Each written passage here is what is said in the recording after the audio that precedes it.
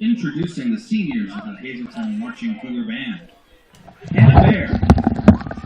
Hannah is being escorted onto the field by her mother. All right, good evening, everyone, and welcome to Harmon Geist Stadium, Game 10 of the season, Coach. Game 10 of 10, our last home game here of the year. On to the playoffs next week. Hazleton, regardless of what happens, will be up in Wilkes-Barre, and looks like we'll be covering the game for SportsWire next week if all things go as planned.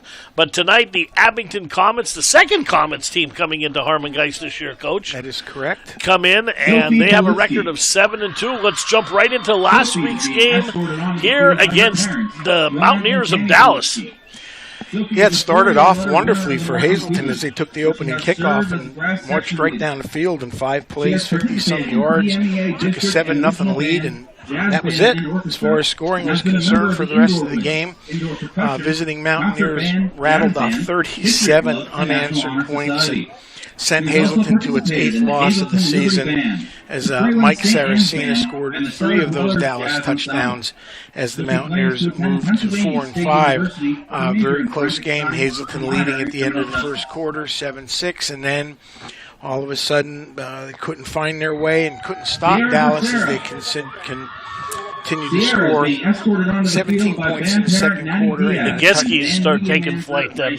And then a touchdown each. So ended up 37-7, which was the final. Yeah, and tonight's opponent's Abington Heights, Coach. And, we talked off the air about this. They're playing for the 18th time. I didn't think they played that many times.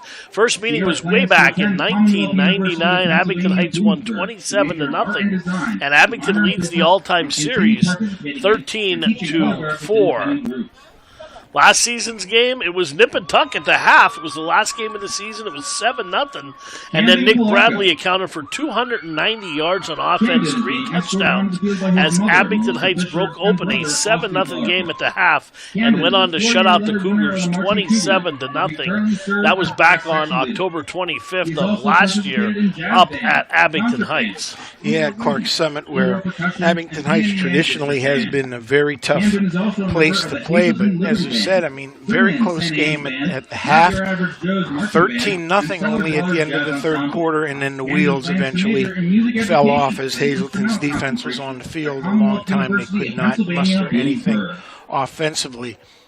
For Abington Heights, the Comets' last week's game really should have been a lot closer than what it was, but it ended up being a blowout as Thursday night they played against the Scranton Knights and led 42-0 at the half on their way to a 49-13 win.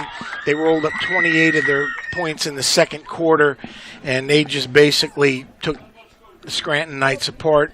Anglin had 3 scores. Severs had a couple. Kuiper had a touchdown pass from Kyle. Bone had an 8-yard run. So they distributed the ball as they usually do all over the place, but wasn't really a competitive game. And, we talked a little bit about down on the field, Abington reminding us a little bit of Wilkes-Barre. So many offensive weapons that this team has, but they got a pretty good defense too, Coach. They do, as well as we'll talk about leading into tonight's game, as you mentioned earlier. Joe Repsch's Comets come in with a 7-2 overall record. They are 4-2 in the Lackawanna Conference. They are the mascots. They are navy blue and white. Coach Repsch's in his 21st season as a coach. Paul, he's got an overall record of 132-96. And regardless of what happens tonight, the Comets are locked into the second seed of the District 2 5A playoffs, which everybody thinks is going to end up being them and Pittston. That should be a great game. So there you have the preview for the Abington Heights team in terms of, a little bit about their facts. Now let's get into some specifics. Offense, Paul, why don't you talk a little bit about Comets? I mean, they're averaging 29.3 points a game. They scored 264 points. Rushing and passing is almost about even. 183 on the ground, 157 on the air, 341 yards a game they're averaging. And we'll talk about our first spotlight player is Gavin Andrews, number 20, senior wide receiver. 55 receptions. Yes, 55. 878 yards. 6 touchdowns this year. He's the program's all-time leading receiver with 1,736 yards and 122 receptions. So in a couple of weeks, we've saw LaPresto, we're seeing Anders, we're seeing some really good wideouts here. And, Coach, when you divide 55 receptions over 9 games, that's about 11 a game. It is. He's tremendous. He's a good defensive player as well. But, we sat down to make this up and to do our pregame. We literally could have put 4 or 5 names in a hat and picked them out to pick a spotlight player. But seeing that Anders broke that record last week against Scranton and it now leads receiving yards and all-time receptions with 122, he's had quite the career and quite the season so far. I know when I sat down to do this and look at it, I had to do a double take and do a couple of different checks to make sure that 55 was correct, but it is. Yeah, and Abington is a powerhouse program. They've been good for a long time. Well, Coach Repchus has been there over 20 years. He's got his program developed. It's established. And you hate to use the old cliche about they reload, but they do. When you've been there that long, you've got your system integrated with the junior high down into the Pee Wee, Pop Warner program. So, that's what you aim for. Defensively, they're not too shabby either. They've given up 17 points per game, 152 on the year. They're kind of stingy in the passing game. They give up just over 103 yards a game. Our featured player is linebacker number 26, Jaden Anglin. He's also an excellent running back for the Comets, but he is their leading tackler amongst the linebacking core with 48 of them. He's got 5 tackles for loss, 1 sack, 2 interceptions, and a pass breakup. So, again, this young man, solid football player. He's all over the field. And again, we could sit and talk over and over about 5, 6, 7 people, which we will as the game goes on. But for our pregame, we usually choose 1 or 2 players, and those are our spotlight featured players for your Abington Heights Comets. And as you said, Anglin runs the ball for this team. 10 touchdowns, almost 1,000 yards on the ground for Anglin. He'll catch the ball once in a while out of the backfield also, but he can do it all. He does. Absolutely. And, we don't need to go over all of the specifics because, we don't need to tell you that the Cougars are scarlet, silver, and white, but they are 1-8 in Scott Sacco's first season, and they will be headed to Wilkes-Barre Friday night. No ifs, ands, or buts, regardless of what Wilkes-Barre, Williams-Port, or Scranton do, or even if Hazleton wins tonight, they're locked into that game. It's been You think that's an advantage, Coach, knowing who you're playing that far in advance? For Hazleton, I do, because they've already played them once, and I think it's quite possible that Wilkes-Barre may overlook them. Right. And they did. The game was a lot closer than the final score. Like I said, they made a comeback towards the end to fumble down the 10-yard line, but we'll talk about that at the end of the game tonight. For the offense, averaging 15 points a game, 134 points scored.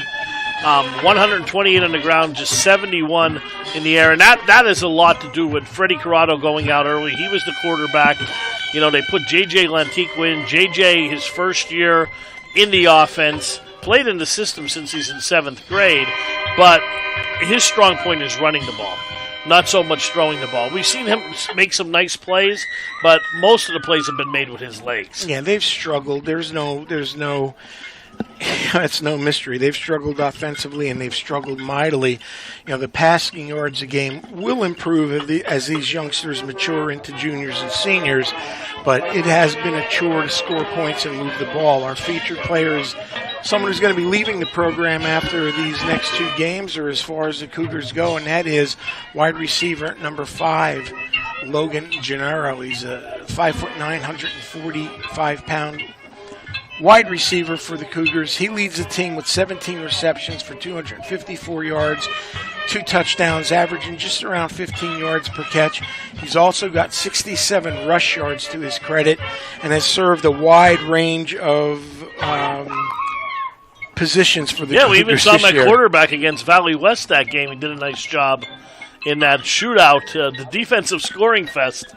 For the defense, 35.1 points a game. They've allowed 316 yards per game, or points scored, rushing yards, and this is what really alarms me, 208 yards rushing per game, Coach. Correct. And the last 5 games, you said 5 of the last games have been over 200 yards. Well, 5 opponents this year have rushed for 200-plus yards, and that's never a recipe for success. So before anything is looked at for next year and down the road, and I'm sure Coach Sacco would agree with this, they're going to have to get better defensively for them to contend for anything. Or, excuse me. When you're playing in the Wyoming Valley Conference, too, I mean, it's historically known for big backs, for good backs, and the last couple of weeks we saw Spindler, we saw Saracena, we saw the kid from Crestwood, his name eludes me, Baranek, was it, or Barana, another big back.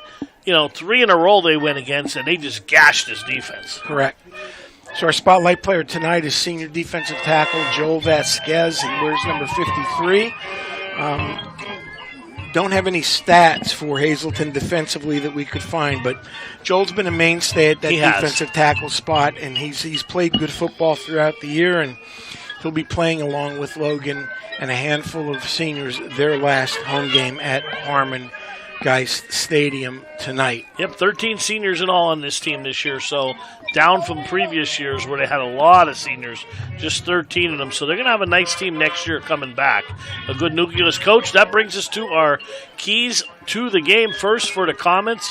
Well, they need to be efficient on first down, and honestly, everybody has been against Hazleton for the most part this year, and you're going to see them run the football. Sean Bradley is dressed. I expect him to play a little bit tonight, but that's going to be up to Coach Repshis.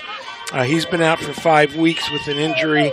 I think they're going to get him ready for the playoffs, and I don't know if he'll start tonight, but I think you're going to see them run the football and show only what they need to heading into the playoffs. For the Cougars, look, this is no mystery. You have to stop the run. As we alluded to, they've allowed 200-plus rush yards 5 times. That's over half their games heading into tonight. And somehow, some way, they've got to find some offensive consistency. And it's just pull your hair out.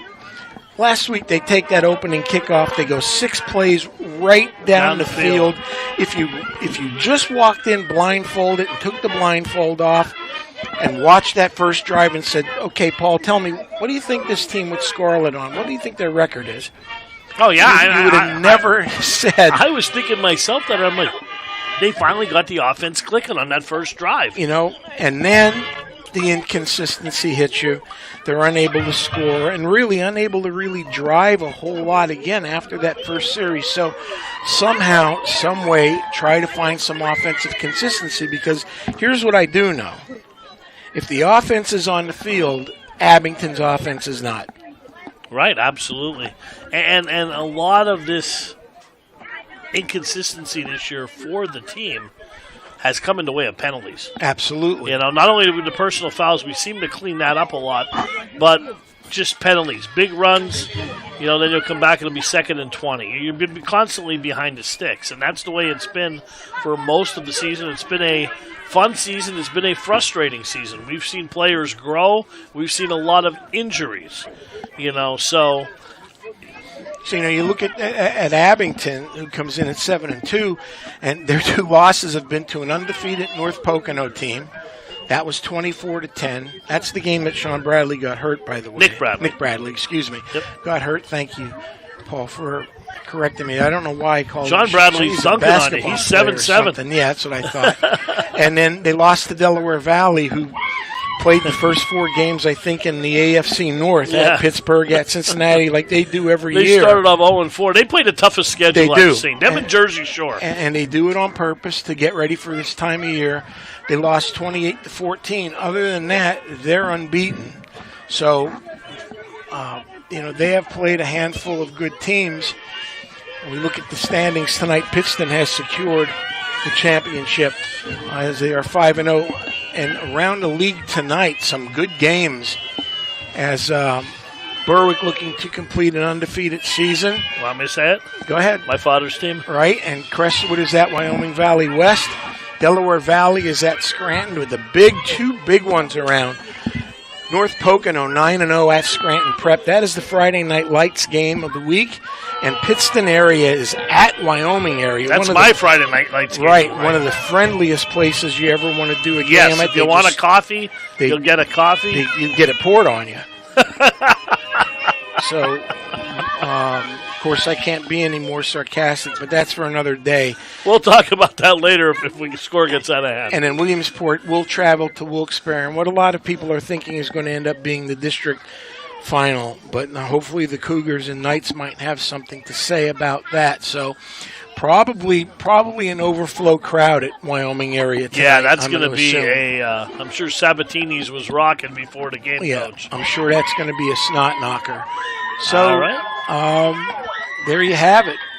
All right, well, the Cougars and the Comets coming up in about 7 minutes before kickoff. We're going to take a break, and then we'll be back here on the Hazleton Area YouTube channel. Don't go anywhere. Paul Bowe, the coach Rich Salonis, will bring you every step of the way in the final home game here at Harmon Guy Stadium tonight.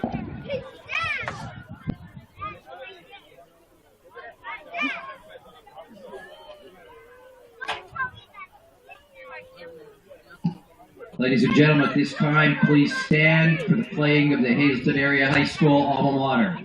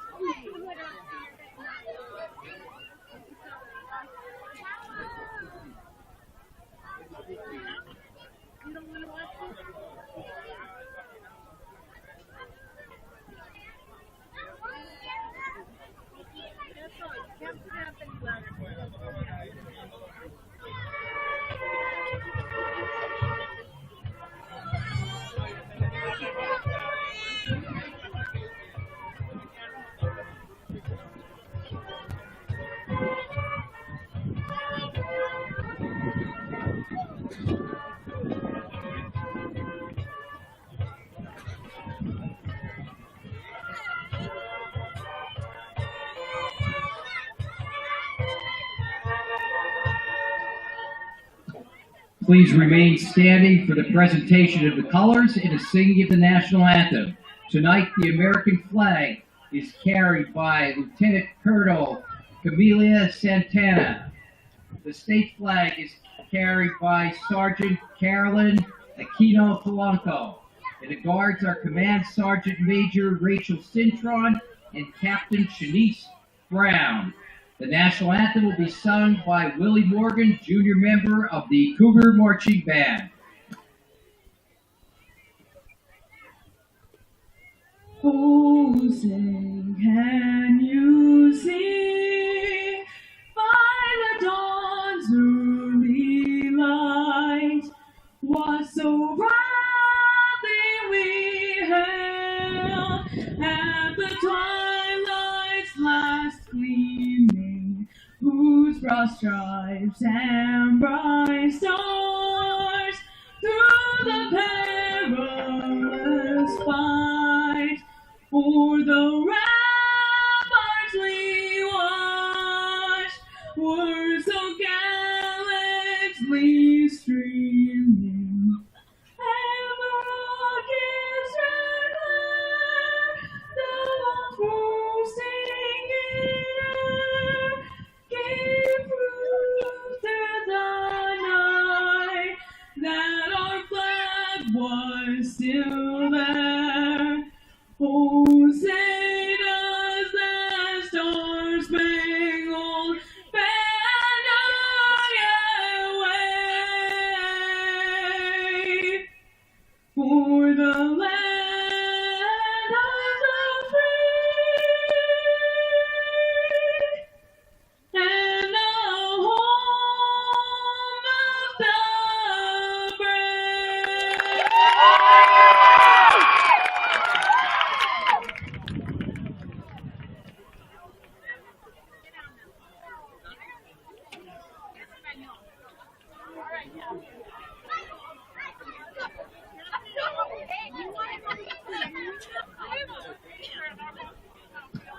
Here come the Cougars!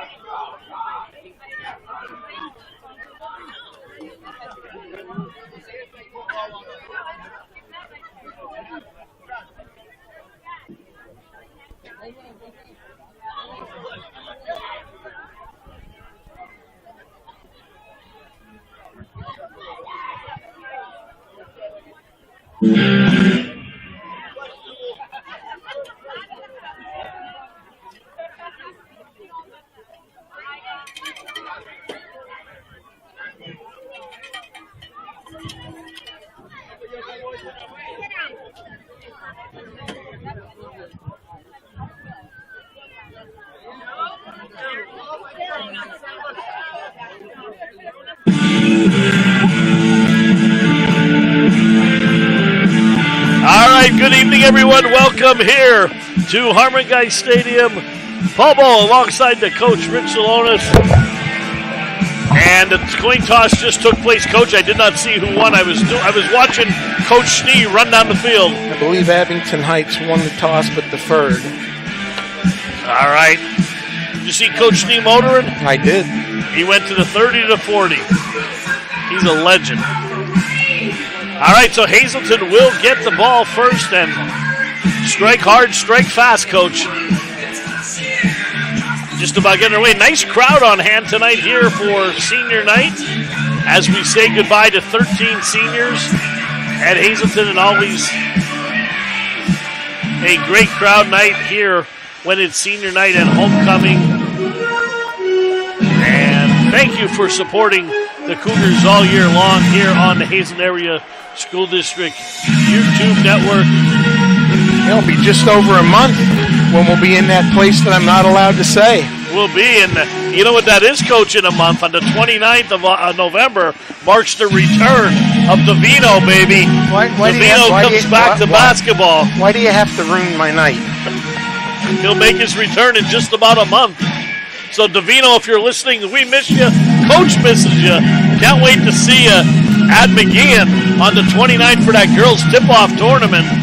I ran into Coach Gav the other day. He's ready to roll too.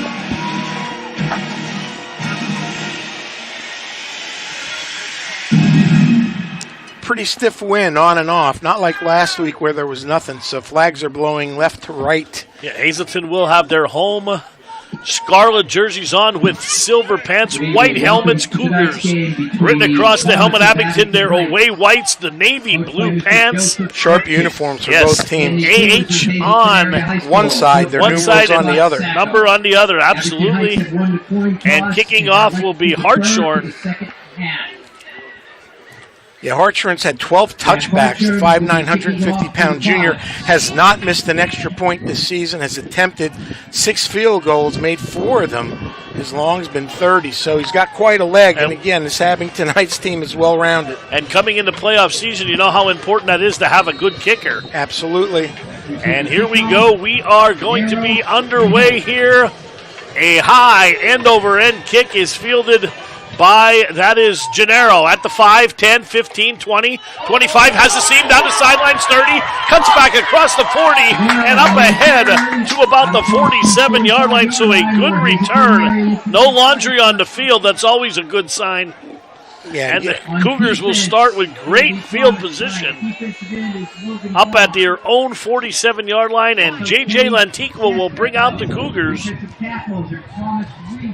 5'10", 188-pound sophomore pressed into duty this year when starting quarterback Freddie Corrado went down early in the season. And his sophomores passed for 268 yards, a couple of touchdowns, but his big asset are his legs, as he's rushed for 197 yards for the Cougars and on they're the going season. Empty here, 5 wide for the Cougars. Trips to the top of your screen. Lantiqua back to pass, under pressure. And down he goes, a big loss back at the 30-yard line. A 17-yard loss on the play. I don't think Abington only rushed 4 people, Coach. They did, but at this point, JJ's got to know he's got a timer in his head. Get rid of the ball, throw it out of bounds, live the fight another day. Now it's second and obvious again, which is exactly what we talk about. There is probably nothing in your game plan for second down and 18 yards right off the bat. So very interesting for the Abington Heights Comets. Sespico, Reese, Bone, and Muentes up front. They are formidable. 220, 210, 240. Second down and 18 again, 4 wide. Antiqua back to pass, throws, pass is caught. Gennaro over the middle, and a gain of about 10 on the play.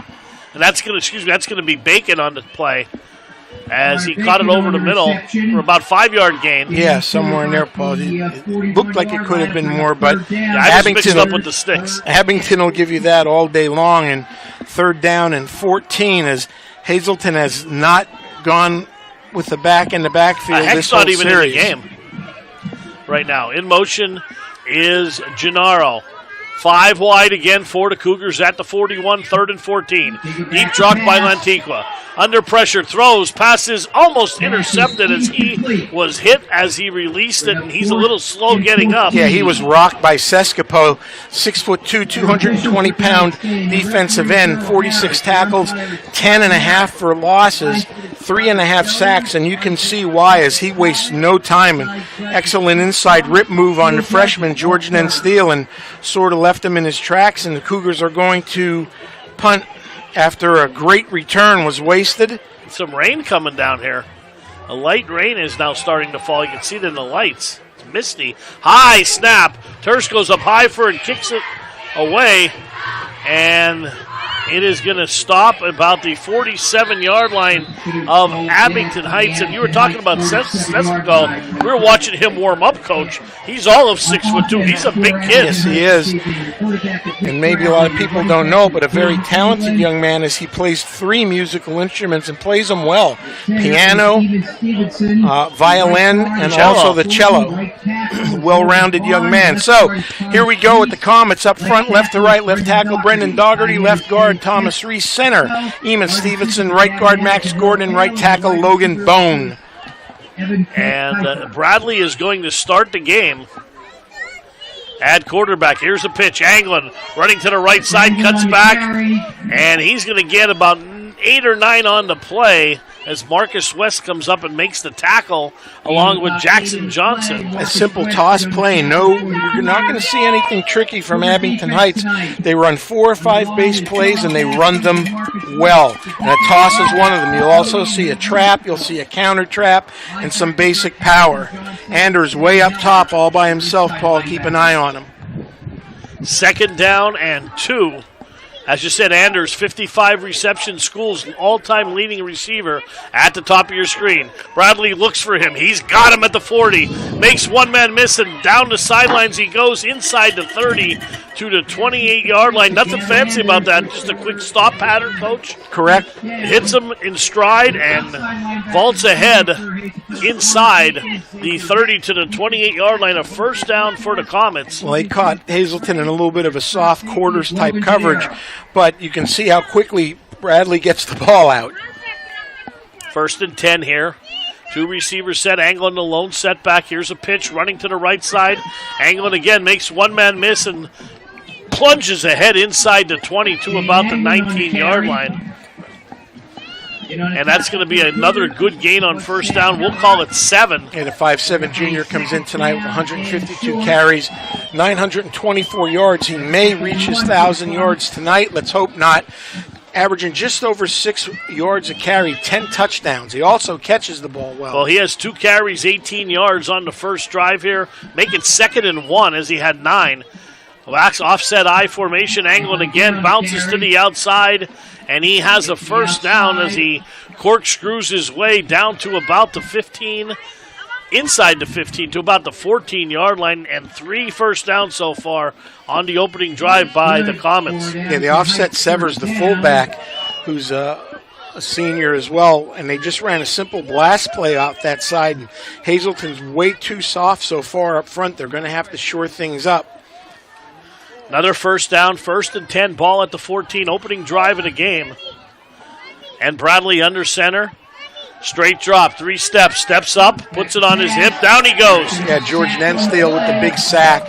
Great coverage by the Cougars. Coverage sack there as all the receivers were covered. Yeah, Vasquez and Nensdale starting at the defensive end spot tonight, as Ashton Karlick not playing tonight for the Cougars, unfortunately, in his last home game. He is injured. Yeah, let's hope he's able to play next week. They're sitting him out again, precautionary reasons. We'll see if he can clear protocol next week. 2 receivers to the top of your screen, offset I again. Yeah, Kepler and Anders up top. There's your counter trap. Yep, there's Anglin again. They had him in the backfield, and they could not wrap him up, and he is into the end zone for an 11-yard touchdown run. Coach, they had him dead to rights in the background. And that's what we talked about in the pregame is wrapping up. And Anglin, I said down on this local sports pod, they're trying to grip him. It's like trying to grip a wet bar of soap. It just eludes you. And he shoots into the end zone from 11 yards, and Abington very impressive on the first drive. Hartshorn on for the extra point. Snap, Bradley will hold, and that kick is off the scoreboard. And with 7:17 to go in the first quarter, 7-0, Abington leads Anglin 4 carries, 33 yards, and a touchdown as he inches closer to 1,000 yards. We'll be back. We'll take a break. And we'll be back. Hazleton getting the ball next.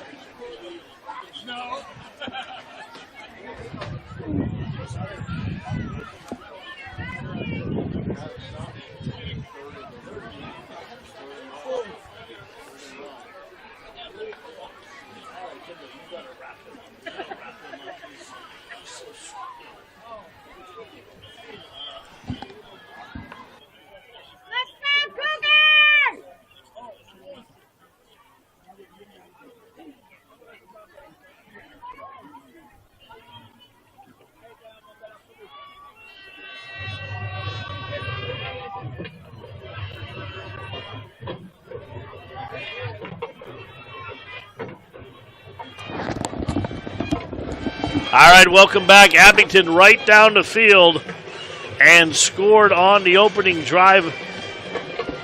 Anchored by Jaden Anglin, 4 carries, 33 yards, and a touchdown. And let's hope we get another good return. Cougars set themselves up right off the bat Gennaro had a fantastic return. Heck and Gennaro back deep, and this is going to be Gennaro again, and he's going to have to come out to the 20 as it'll be a touchback. And that's Hartshorn's 13th touchback of the season. He's got a pretty decent foot on him. And, a lot of people don't realize in high school football, and we've talked about this, Coach, over the years covering Williamsport. Williamsport always had a good kicker. We've seen a lot of good kickers, and what an advantage it is at the high school level to have that X factor, the kicker. A lot of teams, would just hold a tryout to see who wants a kick. Yeah, when you have a good kicking game, it does a lot. It affects the way you call plays, how you call plays, how you manage the block. Now Heck is in as the tailback here on this series. First down and 10, ball at the 20-yard line. Here's a handoff to Xavier. Cuts back, up the middle he goes. Good run on first down. About 6 yards on the play to about the 26-yard line. Yeah, nice job by Xavier. Again, picking and choosing. He jump cuts as well as anybody I've seen in this conference, as well as I've seen for any high school player in a long time. So up front for your Cougars tonight, left to right, Nensteel, the 6'4", 265-pound freshman, Chickalise at left guard, Zapataki at center, right guard Mooney, right tackle Rush Schmidt. Hazleton's going to get a penalty here. I'm not sure if what the call was. Motion? I don't know if they had enough people on the field to start. They might only have 10 people on the field, right? Yeah. Yeah, as number 8, Daniel Colon, comes in now. Zach Wilson is 8. Or Wilson, excuse me.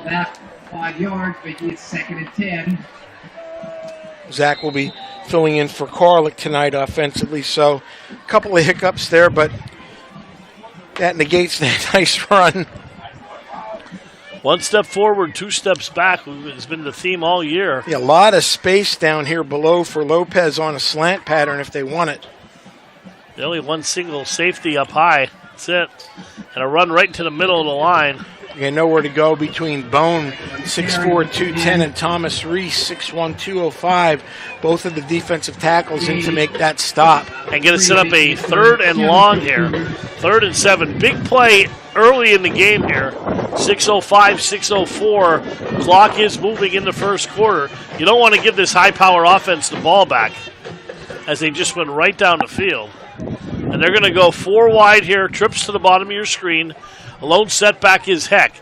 Lantiqua will roll this way. Rolling against the grain. Throws across his body into the wind. And that is incomplete. Almost intercepted by number 8. Should have been picked off by Chris Bone, who from his outside linebacker spot, they sprinted JJ to his left, and he just basically threw it up for grabs. I think he was trying to throw it out of bounds, but he didn't get a whole lot on it. So another 3 and out for the Cougars here in their second series. Hey, Coach, I'm watching the flags. The wind is blowing right in Hazleton's face. Well, you just took what I was going to say because you're very astute like that. They're punting into a stiff wind now, much more than what it's been the whole night. High snap again, up high. Terse goes again.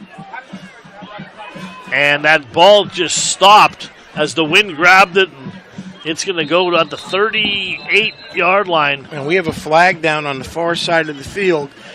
Don't know who it's going to be on. So a 17-yard punt. That ball just went up in the air and just died. Stopped, yeah. And Terse is a good athlete. He made a nice play to go up high because that ball, that's the second one that could have been over his head. 2 high snaps. Let's see what the penalty is here.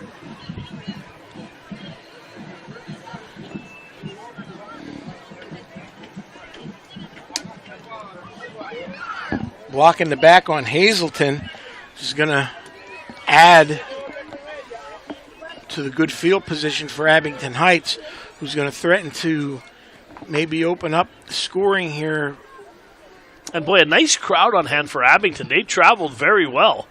They do, but they better fasten themselves down. Paul, there was almost no wind at the start of this game, and the flags are straight, stiff, blowing left to right. So the ball is going to go down to the 23-yard line, where it's going to be 1st and 10, 22. Bradley still in at quarterback. And there's a pitch. Anglin running to the right side, cuts back, Anglin picks his once way again. through traffic, still on his feet, inside the 10-yard line to about the 9. And that's going to be another first down. And that's the 4th time they've run that toss play already in the game. And it's just a simple toss play. They're bringing somebody in motion to add as another extra blocker. They're not necessarily pulling anybody, but it's been very effective as they're getting gaps and vertical seams in that Cougar defense up front. And Anglin wastes no time getting north to south. Give him 5 carries, 45 yards in the first quarter for Anglin.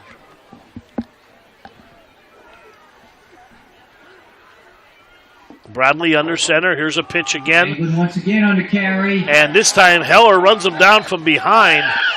Tackle is made It by played much Sam better by the Heller. defensive end for Hazleton up top as they fought the pressure, did not allow the vertical seam, and it allowed Heller to come in from the backside and make the tackle. And that's what you need to do. You need to squeeze those seams down till Second and goal your for pursuit the can Eagles. get there. Sam made a nice play on that from the backside. So 2nd and 8, they're going to hold them to a 2-yard gain.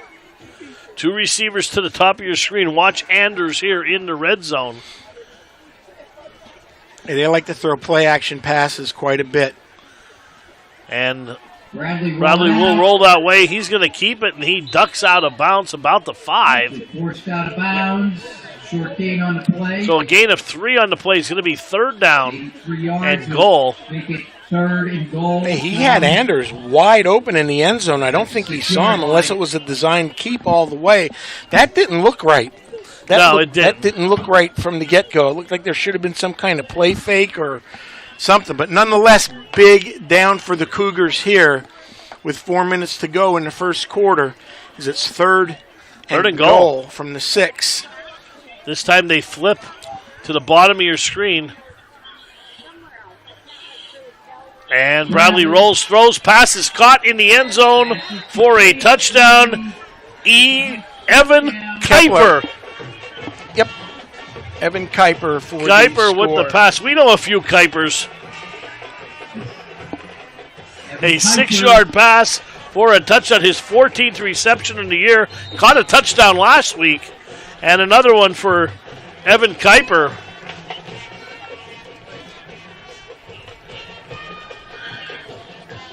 And hard short ball on was for the right extra on the money. point, and it was tipped, and he missed his first one of the year, Coach. It was Well, blocked. Yeah, blocked, so I couldn't see who got a hand on it. I believe it was. I'm trying to catch the number. He's walking parallel right there. Let's see if we can see who got the big paw on it here. Red ticket and also for the game ball white ticket. Get your tickets out. Again, at the end of the first quarter, I will announce those winning numbers on the red ticket. It was and number white ticket. 50. It was Scott Mooney got the block there. So 13-0, Hazleton getting the ball back. So you're down 2 scores. You've got a stiff wind in the face that you're going to be going up against for the next 3 minutes and 55 seconds. It is imperative that you get 1 or 2 first downs to run out the clock in this quarter. The switch. Switch and get the wind behind you so you don't have to punt the ball back again to this very potent offense. And, boy, you watch Bradley with the 2 or 3 throws that he's made, and it doesn't look at all like he's missed the last 4 or 5 weeks, does it?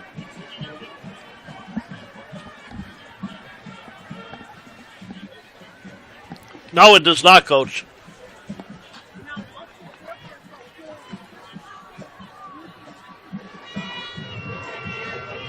Hartshorn to tee it up. Let it go. Last one was a touchback into the end zone over Gennaro's head. He's kicking with the wind, and he gets into this one. This one will be returned by Heck. Heck at the 10, 15, 20. And he is taken under right at the 20-yard line. And number 8, Chris Bone, came across the field and made the tackle. So very early in the game, but I'm gonna go out on a limb here and say this is a game-breaking series right here. The Cougars I agree. have got to move the football. I mean, Abington has shown no signs of being in any kind of duress at all. So big drive here coming up for the Cougars. We'll see what JJ can do.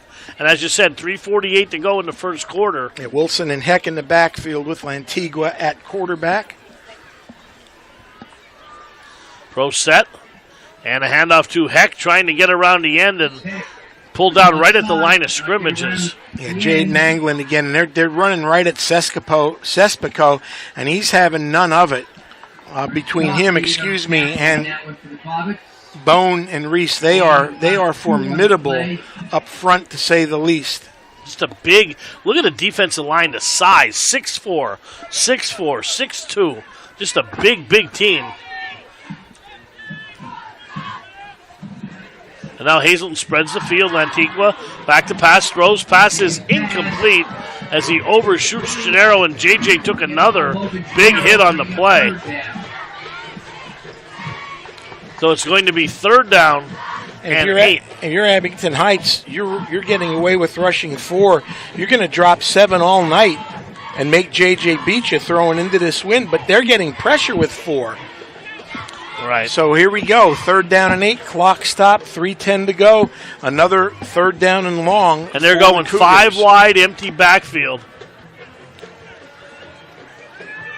Lantigua under pressure. Here it comes. Tries to put it on his hip. Tries to get to the outside around the corner. And he gained about 4 yards. The clock will continue to run. And there'll be another punting situation for Hazleton area. Yep, Terce will come in to do the punting again for the third time. 3 straight punting opportunities. Now, Paul, be careful of the snap here because the first 2 were almost over Terce's head. Yeah. So 2:40 to go, and Abington has the wind. And Anders is lined up right at midfield, him and Anglin.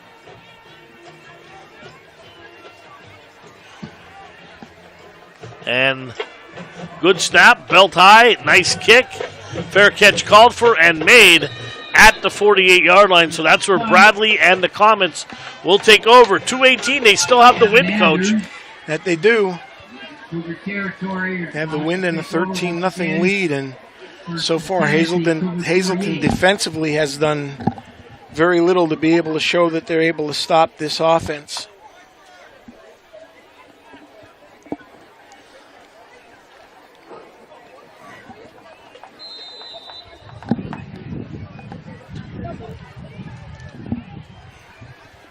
.218 to go. Ball at the 48-yard line. Bradley under center.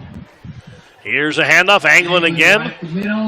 Picking his way, twisting, turning. Gets about 7. Boy, a hard on run. First down. Yeah, they ran power to the left side. They pulled the backside guard, or tackle, which is Logan Bone. 6'4", 210 coming at you. They opened up the hole, and you better wrap the backs up because they don't go down easily. Kale, by the way, Paul was in it, slot that time, quarterback for the last 5 games. And he's going to stay in the slot here, along with Anders. Second down and 6, gain of 4 on the play. Offset eye again, pitch Anglin again, picks his way, first down and more. Into the secondary he goes, and inside the 32, about the 28-yard line. Wow, it's nothing special. It's just a turn and toss, and they're base blocking it up front. Sometimes they're pulling, sometimes they're not, but it's just basic football. He's fantastic. Yeah, he's one of the best backs we've seen.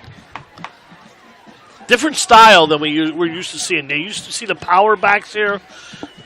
He's more of a scat back, but he can run with some power. He's showing it. He's run through 3 or 4 tackles. I don't have an updated stat on him though, but it's a lot. Let's just say that he's definitely over 50 yards. He'll go over 1,000 tonight.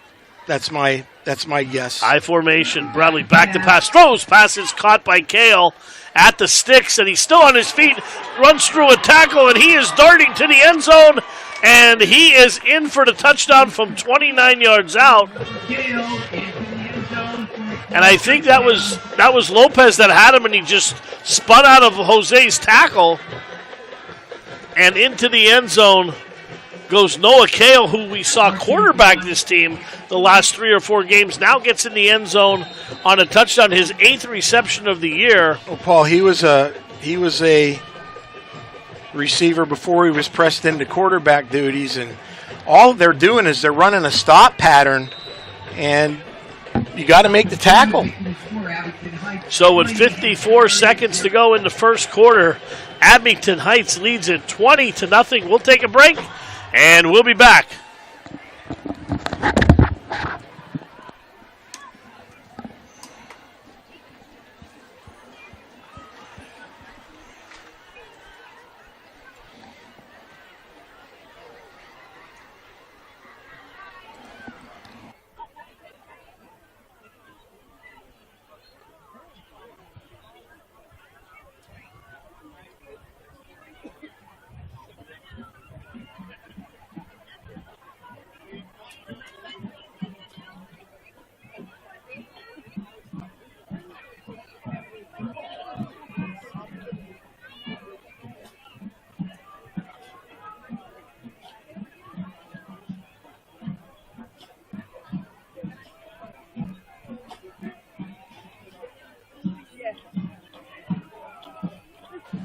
Hartshorn getting a workout here in the first quarter. He's teeing it up again.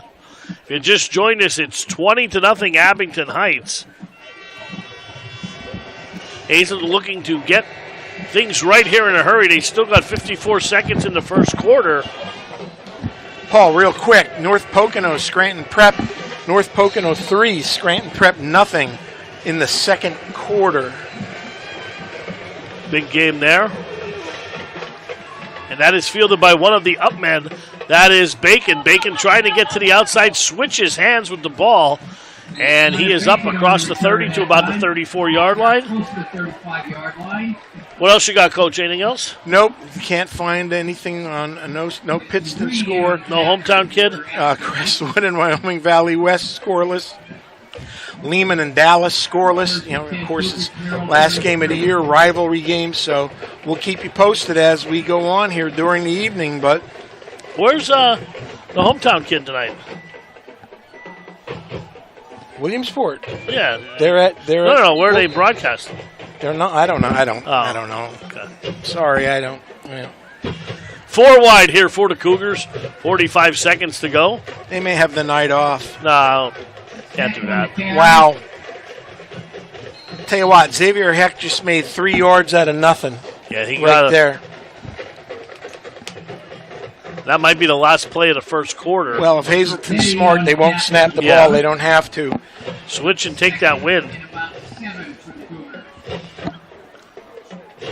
Second down, we'll call it 7 as Heck gains 3. 3 wide again, 4 wide. Trips to the bottom of your screen. But they are going to snap it. And a handoff to Heck again. And he is up to about the 40-yard line. There'll be 3rd and 3 when we start the second quarter as we flip sides here in Hazleton area. 20-0, all Comets in the first quarter. We'll be back here to Harmon Geist for quarter number 2. For Abington Heights 20, Hazleton area 0. Ladies and gentlemen, please take out your tickets now. We will announce the winning numbers for those tickets. First, the red ticket, that's the 50-50 ticket. Winning number is 362871. Once again, the red ticket 50-50. Winning number 362871. And now the game ball, that would be the white ticket. Winning number is 653883. Once again, white ticket number 653883. If you have those numbers, either the red ticket 362871 or the white ticket 653883, please report to the quarterback stand, which is on the west side of the stadium where the concession stands are located. All right, welcome back here. 3rd and 3 for the Cougars. Ball is the nose of the football right at the 40-yard line as we start the second quarter. Abington 20, Hazleton area nothing.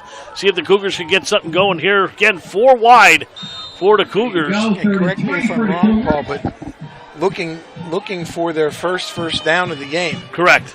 Latigua back to pass on 3rd down. He is under pressure, and the ball almost came out, but he is going to be swarmed under. Three of the 4 Abington Heights defensive linemen brought him down.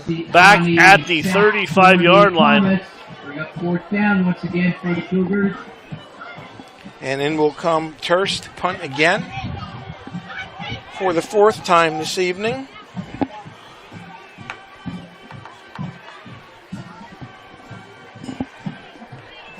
Gavin Anders and Anglin are going to set up shop right about the 40-yard line of Abington Heights.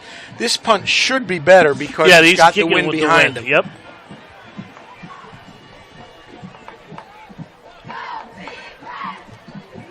Snap to Terse. Terse line drive kick this time. It is fielded by Anglin at the 40. 45, 50, down the sidelines he goes. I think I saw a flag fly. I'm not sure. Yep, there's a flag at the 48. So this is probably coming back. But a great return is going to go for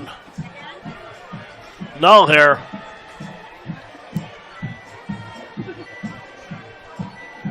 Boy, Comet backs don't waste any time getting upfield, whether they're running the ball or returning or catching and running after the pass. Very impressive. Bradley back in is going to set up shop.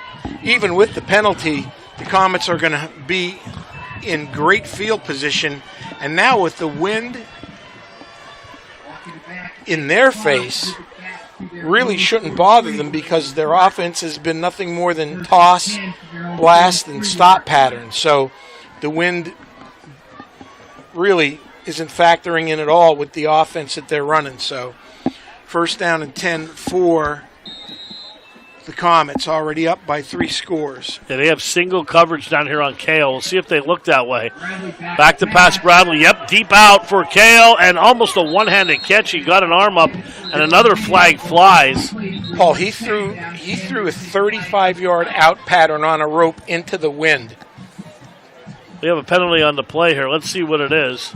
And they came from the side judge, so it might be ineligible. Oh, ineligible downfield. Okay. So it's going to back them up even more. Did you see that arm? Yeah, I was watching him warm up. He was throwing BBs. Well, if there's any questions about him being healthy, I think they're answered. Yeah, I was told today he is going on a baseball scholarship to Alabama. Roll Tide. And then didn't we also hear he was offered football by also. Penn? Yeah, that's they were saying also. All-state baseball player. So they're going to go 3 wide here. I think they're going to run the ball here. Draw play. Let's see here. Nope. We're going to roll out. Bradley rolling, throws, passes, caught. And that is Anders who catches it up on his shoulder pad. About a 15-yard gain, and just like that, they're right back into great shape with a third and very manageable at Hazleton's 49-yard line. And before he was hurt, Bradley was 64 and 96 for 876 yards with 7 touchdowns. He also had 35 carries, Paul, for 153 yards and 4 rushing touchdowns. And 2 of those games were against North Pocono and Delaware Valley. Well, he did not finish the North Pocono right, game. That's the game he got hurt, That's correct? when he got hurt, correct. Uh-oh. Oh, they're calling for Chubby.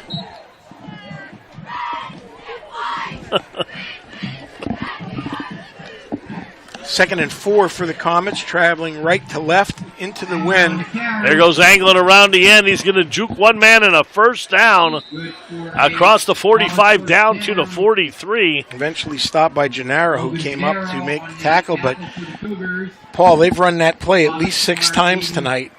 And they're averaging at least 7 or 8 yards, and it's nothing more than a base toss play. That'll be a first down.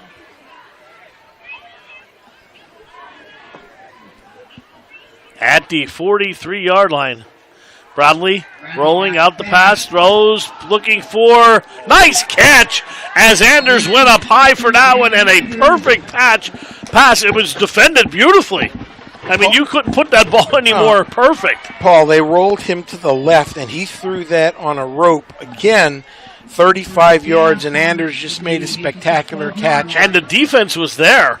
I wish we could get a look at that one there on replay, but you can rewind it yourself and look at it. There was nothing wrong with the coverage. No, the coverage was right there, but that's when you just tip your hat. That was a big-time play.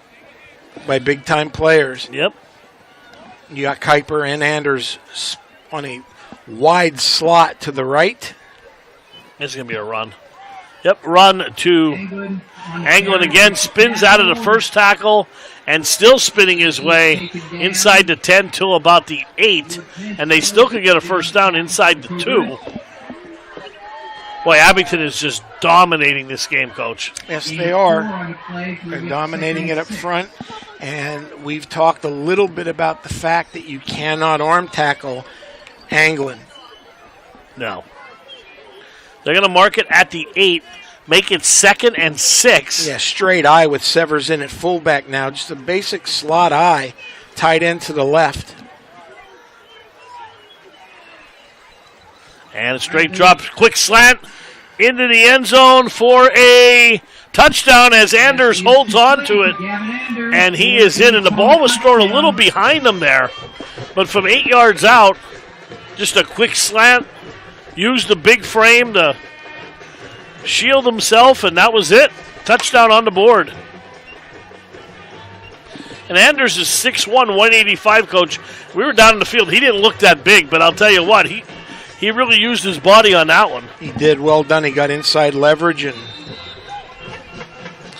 the extra point is good. It is 26-0 here with 8:15 to go in the half. We're going to take a break, and we'll be back. Hazleton getting the ball back again.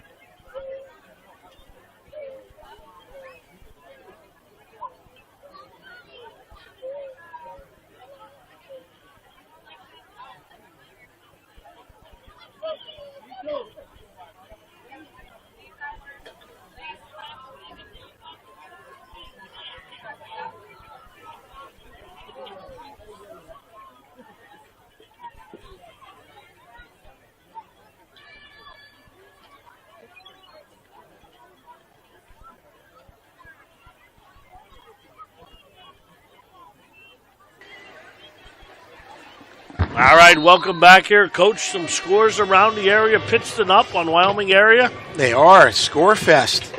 22-13 in the second. High kick, and it's fielded by Gennaro at the 5, 10, 15, 20, 25, and across the 30 he goes. Nice return. Again, he's had two nice returns. One to open this contest tonight, and now this one. The Cavaliers from Scranton Prep have answered. They are now leading 7-3 over North Pocono in what sounds like a dandy.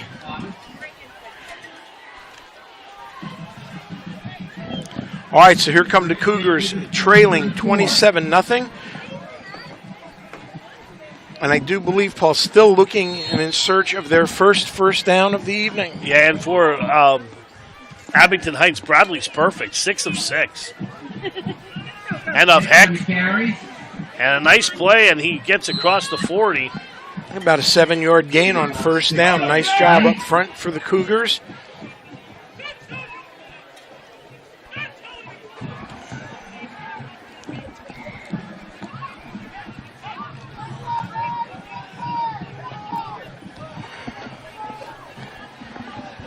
Second down and 3.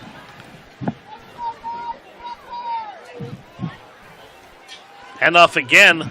Heck sheds off a face mask there. First down. Yeah, I'm surprised we didn't get a flag there. But what again, just a superior athletic move by Xavier. There was nothing inside for him. Jump cut to the outside, got a vertical seam, and took it for Hazleton's first down of the evening. They hopefully have a little bit of a drive going here. Yeah, 1st and 10, ball at the 48-yard line, 7:10 to go in the half. In motion is Gennaro. And a pitch to Heck, running to the left side. And he is tackled right at the line of scrimmage. Good tackle by number 68. Or is that 63, Coach? That was Eamon Stevenson, I believe. Yeah, 63. One of the smaller Comets at 200 pounds.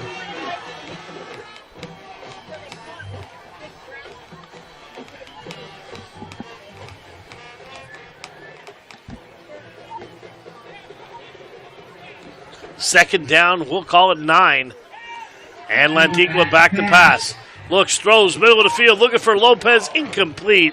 As he was guarded by number 24. Yeah, Don Pasqualino there. Yeah, Pasqualino on the coverage.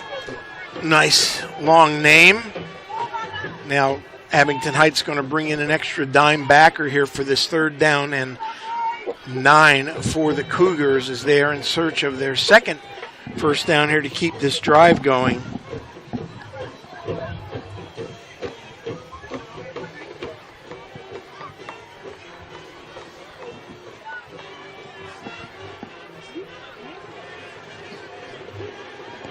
Third down and 10. Lantigua rolling out. Rolling out. Throws, passes, caught at the 40-yard line by Gennaro. Yeah, well done. And that'll be a first down. Deep out pattern by Gennaro. JJ bought some time by rolling out. Was able to put it on the money. Hazleton has a little bit of a drive going here in the second quarter with 6:15 to go before the half, trailing 27-0. Nice to get a score on the board here. Just absolutely to keep that offense off the field. Handoff Heck, up the middle he goes. And close to a first down. Gain about 9 on the play. That was an inside trap. Chickalese pulled. Everybody else blocked back, but it was a quick trap to Heck. We haven't seen that play in a while, but that quick hitter did a nice job for Hazleton on that first down play. And again, when you're 2nd and 1, there's a bevy of things you can call now to keep the defense off guard. Johnson in motion. JJ from the pistol. In motion is Gennaro. There's a little pass. That'll be a pass to Gennaro, and he will have the first down at the 30. Cougar first down. Did what it needed to do, and it moves the sticks again. And what's easily the best drive of the game for Hazleton. Heck, 9 carries, 41 yards for Xavier. First and 10 Cougars, clock 29 yards.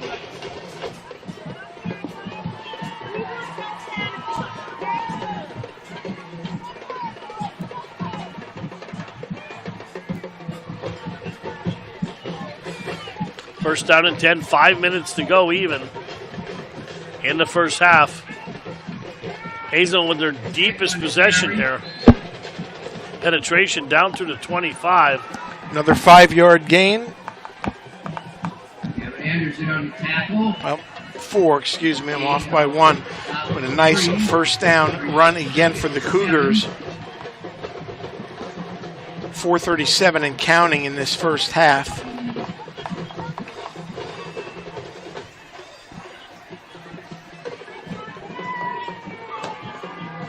Second down and 7.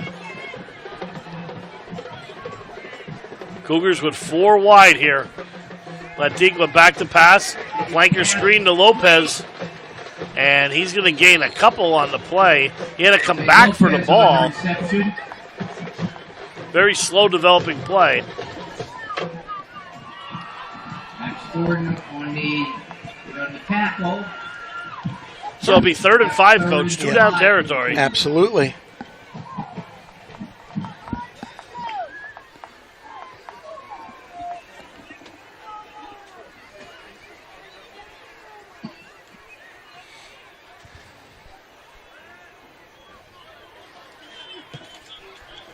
Rolling out is Lantigua. Throws. Pass intercepted. Pass is intercepted as he stepped right in front of the defender, number 26. Yeah, Jaden Anglin standing right there in the throwing lane and just picked it off. Obviously, JJ didn't see him, but when you roll that much into the short side of the field, you cut a majority of the field off. There's only certain places you can throw, and he threw it right to him. So Hazleton's best drive of the evening ends with an interception as they took the ball down to Abington's 20-25 before they threw that interception. And here come the Comets. Yeah, with 3:34 to go here in the half. And all timeouts. I formation behind Bradley. Bradley back to pass. Flushed out. Looking, directing traffic, throws downfield, looking for Kuiper, and he overthrew him. Boy, he just throws effortlessly. There's another tight spiral. And that's his first incompletion in the game. Yep, which went another 30, 35 yards. And Kuiper started to separate about the 40-yard line, just overshot him. I'll tell you what, Coach, if he hits him in stride, that's a touchdown. It is. So 3:28 to go in the half, second down and 10. Look for Abington Heights to go back to the air again, only 2 wide. 2 tight end set. Here's a pitch angling, and they got him in the backfield this time. Yeah, well defended by Hazleton. They played that toss play the best that they have of the entire game, as they allowed no seams. Anglin got the pitch and had nowhere to go. 3rd and 10.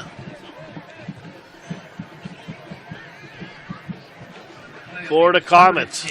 And this is where Bradley's picked them apart with stop patterns tonight. They've got, again, Anders and Kuiper split out to the right. See if Heck slides over. He's going to take away the slot, but one-on-one coverage on the outside. Bradley, straight drop screen pass. That's going to be a first down and more, as Anglin has the first down and still on his feet across the 40 to about the 42. That was set up beautifully. Yeah, it was just a swing pass to him, and he ran Kuiper deep down the sidelines, Anders on a slant, and that cleared everything out. First and 10, Comets to their own 41. 2:31 to go, clock moving.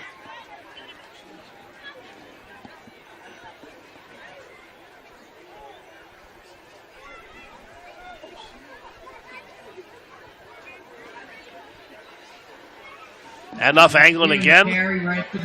He's still on his feet across midfield, down to about the Cougar 42-yard line. Straight off tackle blast for big yards again. Anglin running angry. And he's probably he's close to 100. He had 78 before this drive. Yeah, as I said, unless he gets injured, certainly we don't want to see that. He'll be over 1,000 tonight.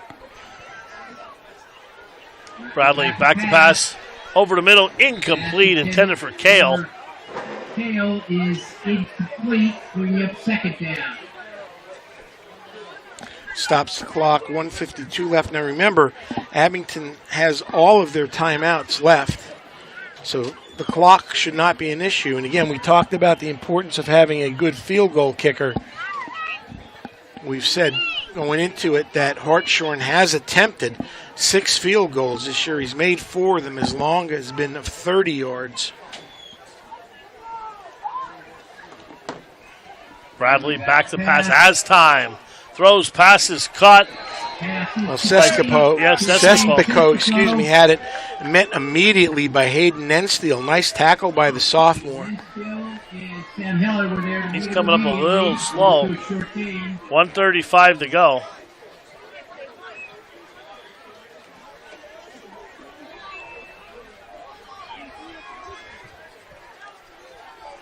Bradley rolling to the right, stops on a dime, looking, throws, bullet passes caught. In traffic, and was that Anders again? I believe it is, Paul. Boy, he threw that on a frozen rope across from the 40 down to the 20. Yes, he did. He's got a Patriot League arm at the very least. He's a real deal. First down and 10, and I think Hazleton might call a timeout here. I think Abington, or nope, Hazleton Yeah, didn't call it. They're gassed. Paul, he's got a stronger arm, in my opinion. He's got the strongest arm of any quarterback we've seen this I think year. he has a stronger arm than Falzone. That's what I'm saying. I think, yes, without a doubt. Falzone's bigger, obviously. Right. That's why he's going to Auburn. But, boy, I'll tell you what, this young man's talented for sure. 1:06 left to go in the half. 27-0 Abington. It's a timeout taken by the Cougars to try and get some of their wind back. Plenty of time here for the Comets to, at the very least, Paul, you would think get a field goal, but they have everything on their palette with 3 timeouts remaining and 1:06 to go. Plenty of time. If they're efficient in their 2-minute play calling. And there's 5 catches unofficially, 90 yards, and a touchdown. And he's flanked to the bottom of your screen.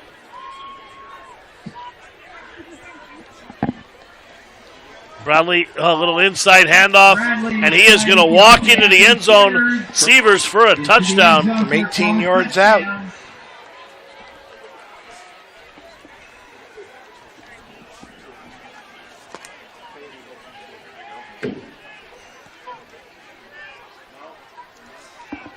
And just a delayed handoff there, and everybody thought it was going to be a pass play, and Sievers.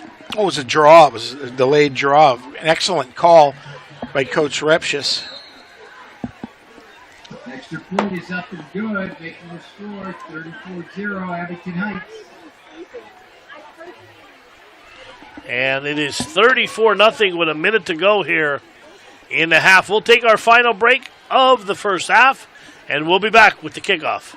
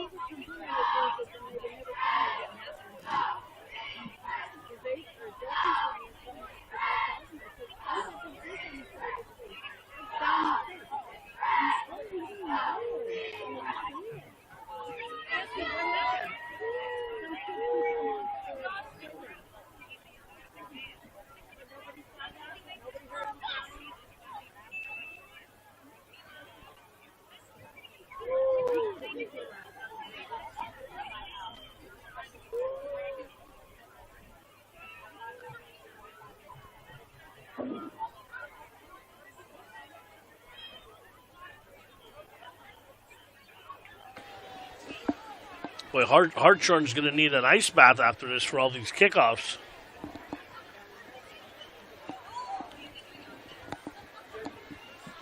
One minute to go here in the first half. 34-0's been all Comets. Hazleton had a nice drive last time they had the ball, but an interception halted that, and Abington went down the field 80 yards the other way.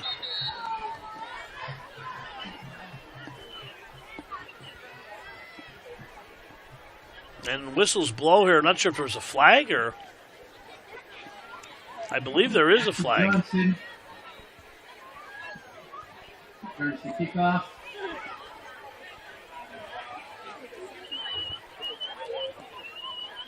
To the 25-yard line, where Cougars will have it first and 10. All right, Cougars will have it at the 25.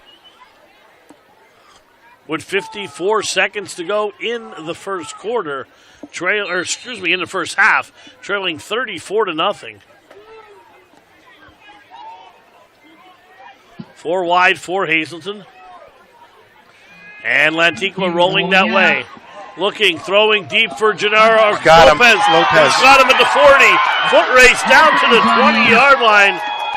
Great job by both of those guys. And Paul, how many weeks have we seen them come so close to hitting that play? Well, that was perfectly thrown, and They Lopez connected. ran underneath that one. A big play with 45 seconds to go. Hazel needs to get on the board here. Boy, encouraging sign for those two sophomores in this program is they certainly can be electric in the years coming up. 46 seconds to go, 45 seconds to go. And a half. There's a big hole up the middle for Heck, and he is inside the 10. Hazel with 2 timeouts to go. A lot of time. Now they're going to take a timeout now. Good move. That is their second timeout of the half. So they're going to take their second timeout. Ball is sitting right at the 10-yard line. Might be second down and 1. So it is 2nd and 1, not 2nd and 10. So what you want to do now is if you can call 2 plays, you can do that. You've got a choice of things you can do here as an offense. You can run a play. If you get the first down, the clock will stop. You can call 2 plays in the huddle. If you get the first down, you can clock the ball, not use your timeout, but then that's going to put you at 2nd down. You've got plenty of time. What you can't do is waste time from the end of the play to the start of the next one. And if you're going to throw, make sure it's to the sideline. Lopez, 2 catches, 58 yards. Lantigua is 4 of 8 now. Started off 1 of 5 for 73 yards. And Antigua rolling to the left. Rolling, throws out of the backfield. Pass is caught by Bacon. And he stays in bounds, but he has the first down. Well, Hazleton needs to get on the ball because the clock stops until they reset. Once they reset it. So it's going to be first and goal. So this is what we talked about, having 2 plays called. And now the clock will start to run. Hazleton still has 1 timeout. Antigua back to pass, rolling to his right. Rolling, still rolling. Stops, he's got to throw the ball, and down he goes. They're going to have to use their last timeout. 11 seconds to go, and they do. And that's the last thing you want right there is a sack, because it forces you to have to take your time out. And now the next 2 plays have got to go into the end zone, Coach. They do. Because if you catch it in the field of play, the half's going to end. That is correct. So Hazleton will take their final timeout. Because you can't get a first down. So correct. 10.5 seconds to go. Some scores quick. Sure, go ahead. North Pocono 10, Scranton Prep 7th late in the second. Burke 42, Tunkhannock nothing in the second. Pittston still holding on to that 22-13 lead late in the second quarter against Wyoming area. And in the old cold bucket game, a upset, Mount Carmel 14, Shamokin 7 late in the second quarter. The whole town is probably down there. Oh, they're there. Trust me, the whole town are there. Where's the game at, Mount Carmel? I do not. I'll find out for you where it's at, but it doesn't matter where it's at. They even come out of the cemetery for that game. That is a big deal there. Our good friend Jim Webb's famous place down there, Mount Carmel. Trust me, there's a lot of security there. Trust me, that can be. They come out of the cemetery. First down, second down and 10. 10 seconds to go. A lot of good places to eat down there, Coach. Absolutely. Matucci's on the top of my list. And there is Antigua rolling out. He's got to throw the ball, throws it into the end zone. And he's caught for a touchdown. Lopez went up high for that one and used his frame to shield it. And Hazleton gets a much-needed touchdown with 4 seconds to go.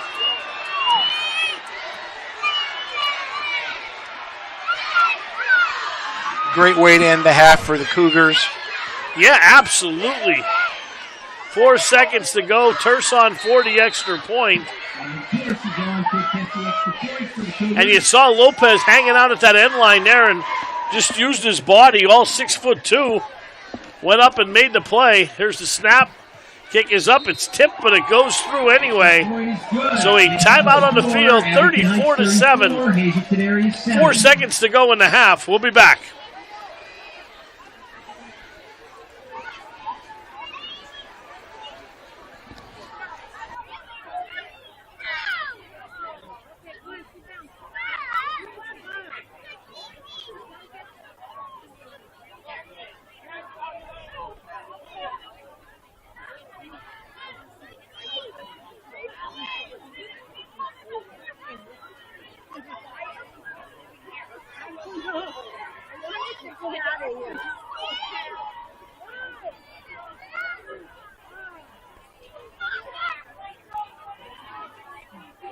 All right, welcome back here. Hazleton on the board. Antigua to Lopez. From how many yards out? 6, Coach? 6 yards out? 9 yards out. 9 yards out. For the touchdown as he was hanging out in the back of the end zone. Getting my 6s and my 9s. I'm dyslexic. Terce will tee it up with 4 seconds to go in the half. Look for a squib kick. And there it is. Fielded by one of the upbacks there. Oh, boy. And, boy, there he goes right through the pile. One man to beat. And from the backside, that was, I think, Gennaro that made the tackle. That was number 8. That was Wilson. Zach Wilson who saved the half, and that could have been dangerous. That was, he had him to beat, and Zach caught him. So let's take a break here. We are at the half. 34-6, Abington. We'll be back here at the Hazleton area. See you guys. Good to see you.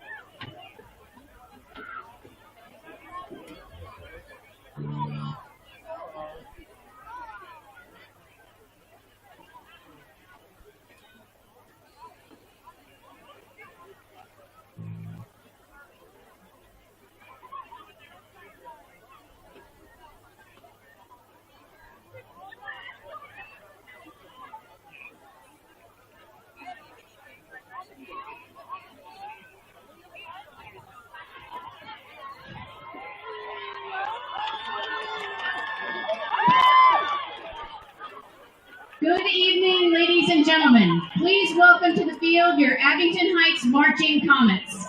Under the direction of Field Lieutenants Naya Prajapati and Gabby Avalar. Senior Drum Major David Zurich and Senior Drum Major Adele Rogai. This year's Miss Comet is Kara Grillstone. And now, the Abington Heights marching Comets. This year's field show is entitled Guardians of the Galaxy. Tonight, we'll be performing 4 of the most popular songs from the movie's franchise, so get out your popcorn and those 3D glasses as we take you through the movie's playlist. During the movie tonight, you will hear Mr. Blue Sky by Electric Light Orchestra, Hooked on a Feeling by Blue Swede, and I Want You Back by the Jackson 5, and Come and Get Your Love by Redbone. Marching band staff includes Director Miss Beatrice Chindemi, Assistant Director Mr. Adam Jonkman, Dance Front Coaches Stephanie Hicks, Ellie Jordan, and Jennifer Sutton Wells. This year's music and drill were arranged, designed, and directed by Dave Cooper. Many thanks to our band boosters and administration for their continued support of our program. And now, let's hear it for your marching Comets.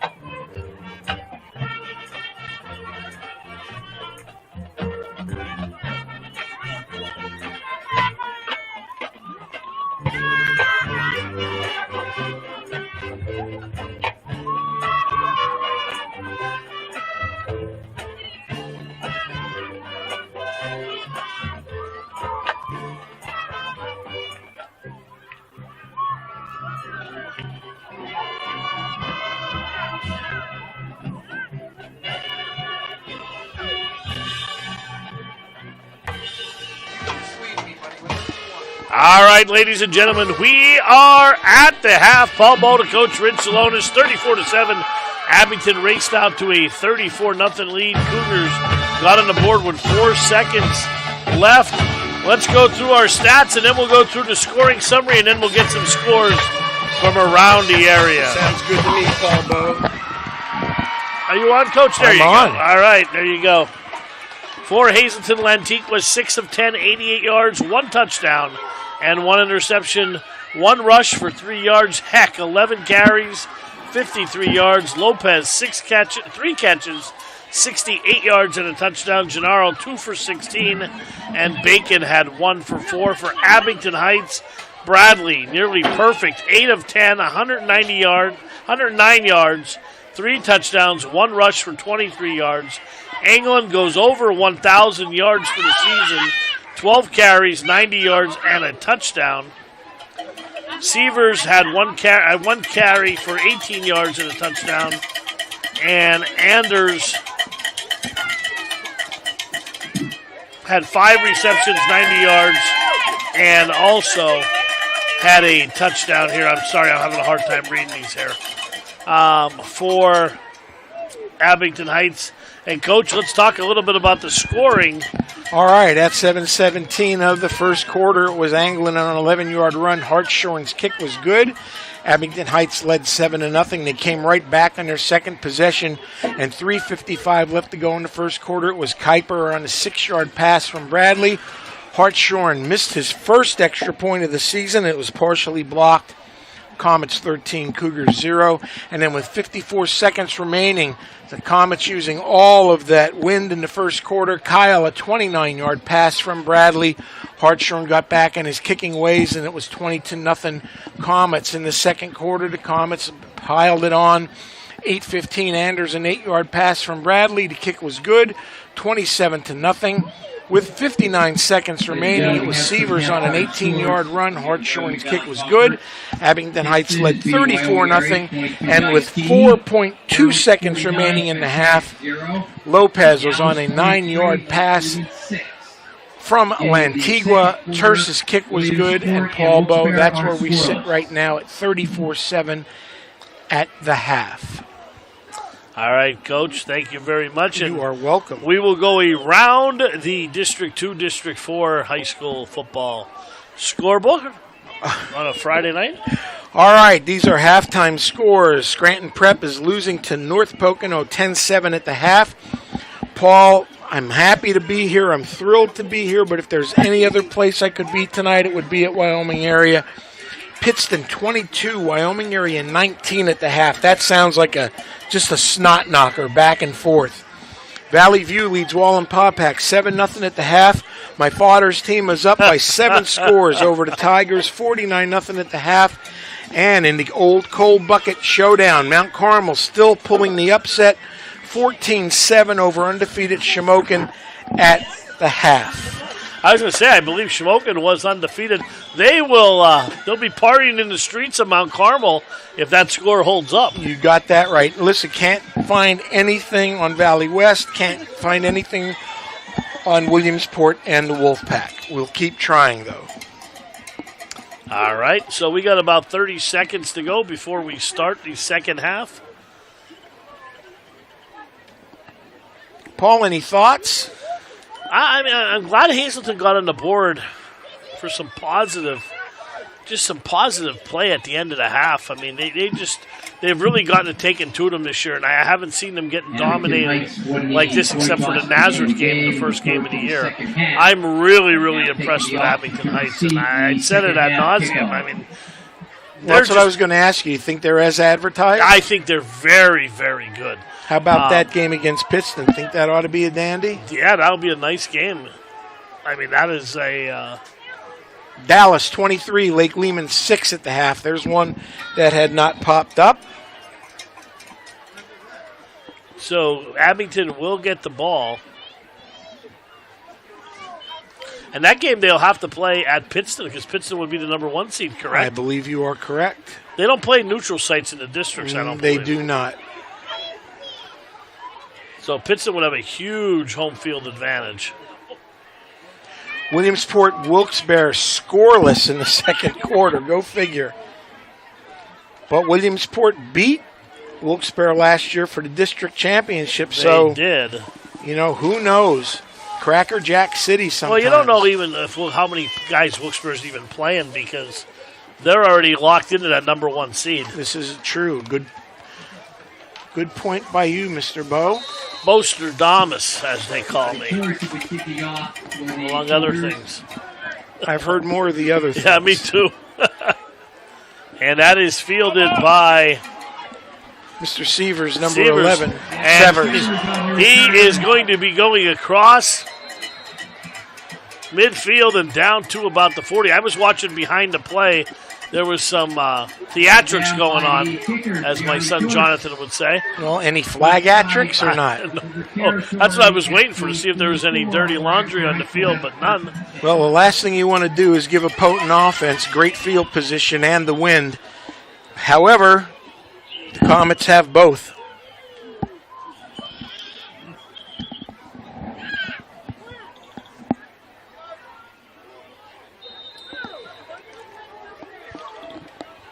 If anybody is looking to send any food up here onto the booth, guys, we are in the third booth, right at midfield, and we do take donations, just so you know. And now we're going to have Kale in a quarterback to start the second half. Well done by Hayden Nenstill. He filled that pulling guard gap. Held the Comets to no gain. So Bradley played the first half, played phenomenal. They're going to give the junior a look now. If there's any rust, he surely didn't show any, but Kyle's going to come in, who's guided this team. Excuse me. Who's guided the team the last 5 weeks, basically, 4.5 weeks, and has done a fine job. He has. And he's a little bit like a Swiss Army knife for him. He plays all over the place. Absolutely. Kale is now at quarterback for Abington Heights. In motion is Kuiper. There's a pitch, Anglin. Big hole. And Bacon missed him in the backfield for a big loss. And again, you better wrap up this young man. He's not the biggest, but he runs extremely hard. Reminds me of Xavier Eck. He does. They're 2 peas in a pod. Mooney with the tackle. So 3rd down and 4. Mooney on the stop. You know, he's listed at 175 pounds, but he runs like he's 215, 220. And yeah, and we saw him down the field. He's not the biggest boy in the bunch. Nope. He's actually pretty small. But he doesn't But run he is quick. And again, we want to congratulate him unofficially. He's over 1,000. Absolutely. And up again, Anglin. Picks his way, 1st down and more, into the secondary, across the 20, and just chewing up yards in chunks. Again, 3-4 plays, they're just having their way. But they are committed to running the football here, and it doesn't matter if they get a loss, they come right back and do it again. And like I said, they're only running a handful of plays, but they run them well. 9:58 to go in the third quarter. High formation. Handoff again. And this time it's Sievers, and he is into the end zone untouched for his second touchdown of the game. This one from 20 yards out. And it is 43-7. Excuse me, 40-7. I was looking at the third quarter there, Coach. I apologize. They're going to go. Are they going for two? No, they just don't have a kicker on the field. They don't have a holder. They got a kicker. They have no holder. Here comes the holder. The holder is usually Bradley. So without Bradley, and Kyle's going to hold.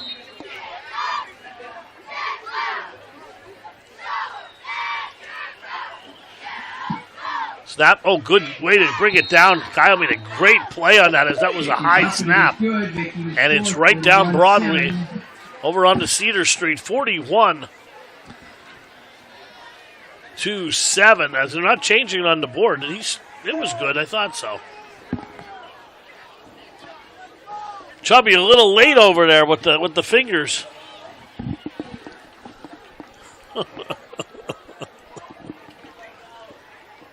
9:45 to go here in the third quarter. So we'll see what Hazleton can do with the ball, Coach. And, they finished the half offensively very well with that nice drive. We'll see if they can get another drive going. Here is the score's obviously out of reach. It's 41-7 here. 5 different Comets have scored tonight for Abington Just Heights. a well-rounded team. Yes, they are. Very talented.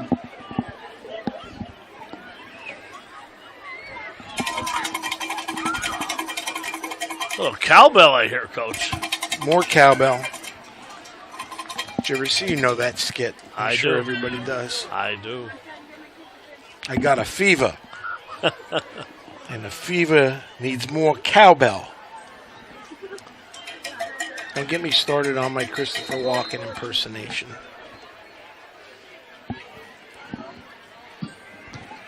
Nice kick again. This one's going into the end zone for a touchback. The second one of the evening. Wind has died down substantially, so that It has. hasn't even aided much. He just smacked that one.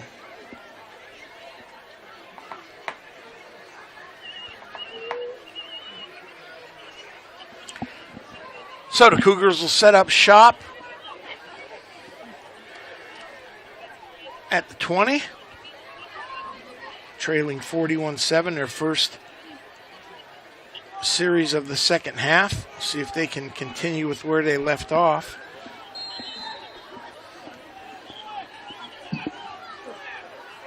Antigua under center in an I backfield.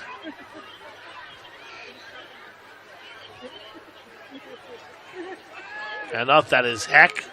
Heck going to carry up the middle. Heck started the half with 53 yards on 11 carries, On the tackle for Abington Heights. as he's over 800 for the season. Gain of 3, make it 2nd and 7 for the Cougars. Now, we talk about this Cougar team and how young they are. I mean, they're young at the skill positions. I mean, running back, sophomore, receivers, all underclassmen except for Gennaro. And quarterback, Corrado and Lantigua. Pass over the middle of the field. Pass is caught by Lopez again. In between traffic, goes up high and up to the 50-yard line. Nice pass. 2 of JJ's best passes tonight have been to Lopez. That one he threw slightly across his body but put enough touch on it. Lopez is definitely a weapon. Caught that in front of 2 people. Yeah, he found a hole and just sat down there, and Lantigua found him at the 50. Handoff Heck up the middle, weaving his way into the secondary. He goes for a first down. An 11-yard run, and Hazleton now starting, again, if you want to talk about right before the end of the half, looking to string together 2-3 good possessions in a row.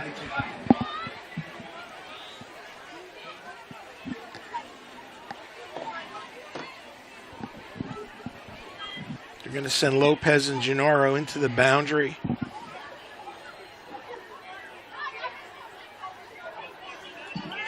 Handoff again.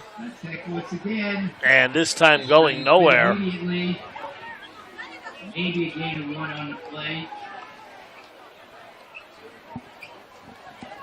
Quad on the tackle for the Comets.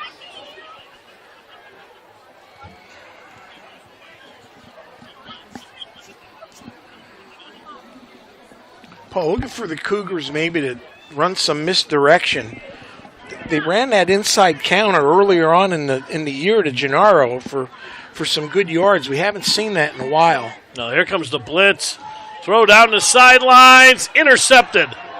No, through his. Did he catch it? He caught it, yep. He did catch it. And that is going to be Kuiper on the interception. He was looking for Gennaro down the sidelines. The interception for Abington Heights. And that was underthrown. Yep. Good coverage, though, by Evan Kuiper. Junior played that extremely well. JJ underthrew it and could not be any further away from where we are. So that's why I sort of hesitated. I didn't know if it went through his hands or not. But it did not. It'll be JJ's second interception, I believe, of the night.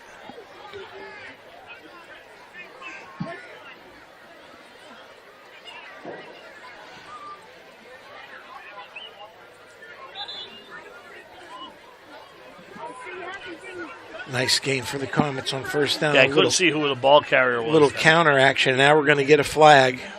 And that's going to be probably a personal foul. It really came in late. And that's what it usually is. Now it's just a matter of seeing if it's offsetting or who did what. Tail who kept it. See when the player is a flag. We got a dead ball. Personal foul. Hey. Well, and you heard the official: dead ball, personal foul, Hazleton. That certainly doesn't help. That's going to be an automatic first down here. And 15 yards, I believe, correct? You are correct. Which gets Abington Heights out of any kind of hole they were possibly in. Personal foul brings the ball to the 31-yard line for the Comets, where they have it first and 10.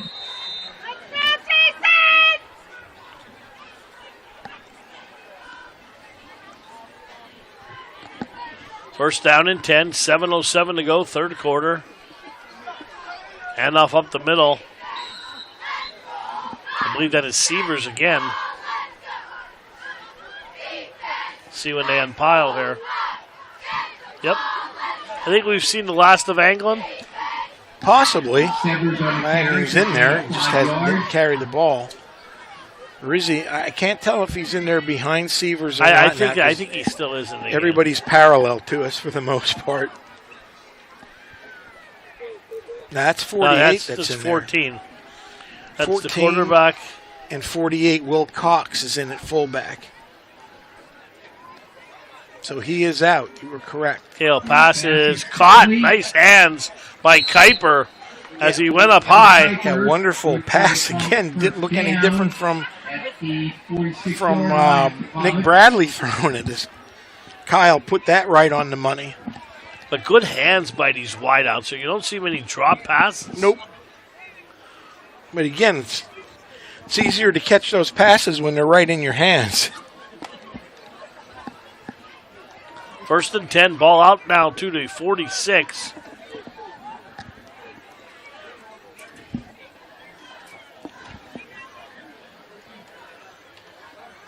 And up big again. hole. Yep, big hole again. 9 yards on first down. Nothing more than isolation play. They're just having their way up front against the Cougars.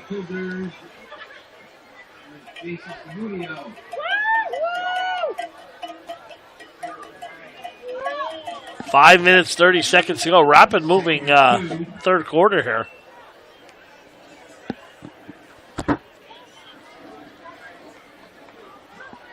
We do want to wish the best of luck to all of the graduating seniors, cheerleaders, band members, etc., as they move on in their future endeavors.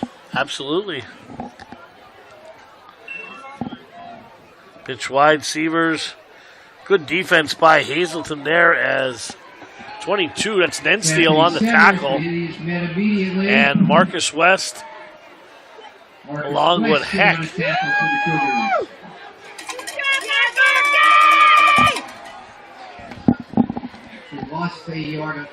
Third down, and we'll call it 3. Chubby will call it 5.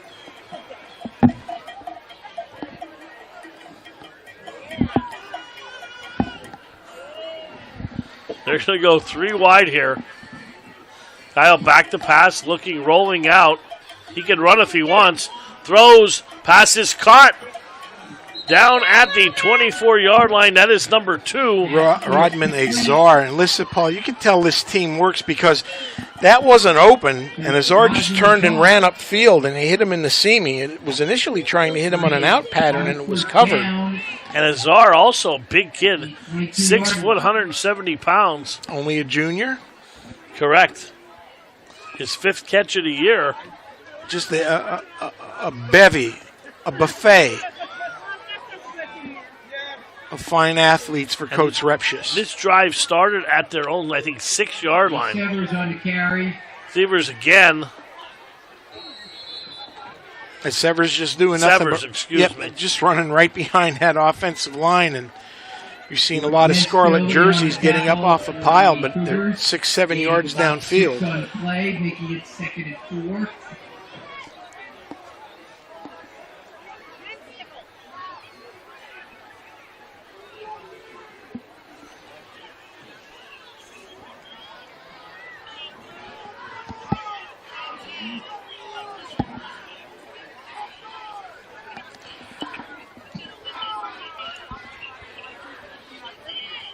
Slot into the boundary, I formation. Yep, and a pitch wide. Severs once again on the carry. Severs not much going there. It's going to be 3rd down. And 3rd and very short. Cougars.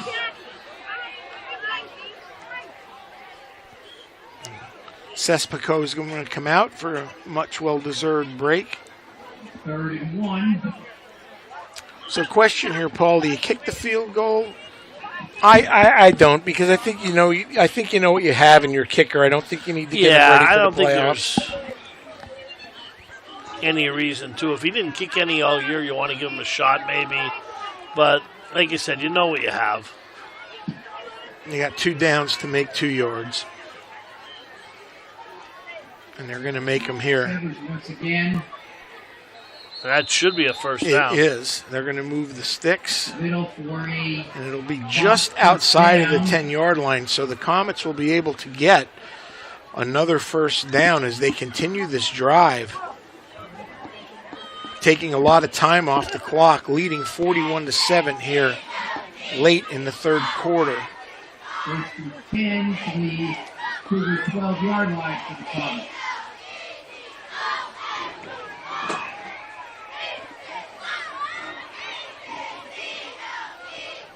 $1:52 to go in the 3rd quarter. Another handoff. Severs again, this time a host of Cougars there to stop him for no gain. One of the rare plays tonight where no gain. Danny Zola with the Danny Zola on the tackle. North Pocono has now opened up a 10-point lead over Scranton Prep in the 3rd quarter. Mount Carmel up 21-14 over Shamogan in the 3rd. Wyoming area has come back to take the lead 26-22 over Pittston. Wow, coffee for everybody.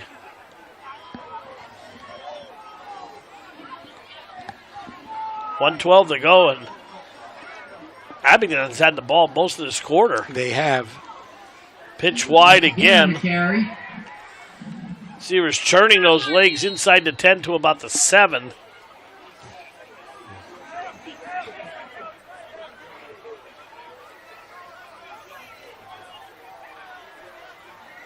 Valley View 13-0 over Wallen-Paupack. Aiden Nesto is in on the tackle for the Cougars. Brings up 3rd down. 3rd and 6. 3rd down and 6 now. Ball at the 12.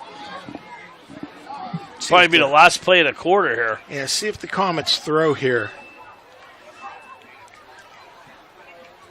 And they will. Back to pass, throws in the end zone. Oh, almost caught, but good defense there by Gennaro as he pushed him out of bounds. Yeah, Race Maraski had it in his hands for a short period of time, but as you said, pretty good defense, and we're going to get a field goal attempt. Field goal unit is on. And Hartshorn will be kicking this right from the 15, so it'll be a 25-yarder. 25 yards, yep. Well within his range. Out of the hold, Bradley out the hold now for the field. Snap, down, kick is up, kick is... Wait for it to come down. Yeah, wait for it to come down is right down the middle. That was good from 40. And the clock's still running here. Down to 6.2 seconds to go.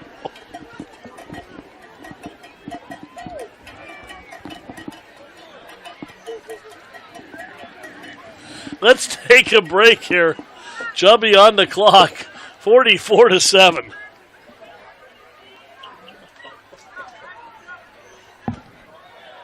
You're at about 10 seconds off.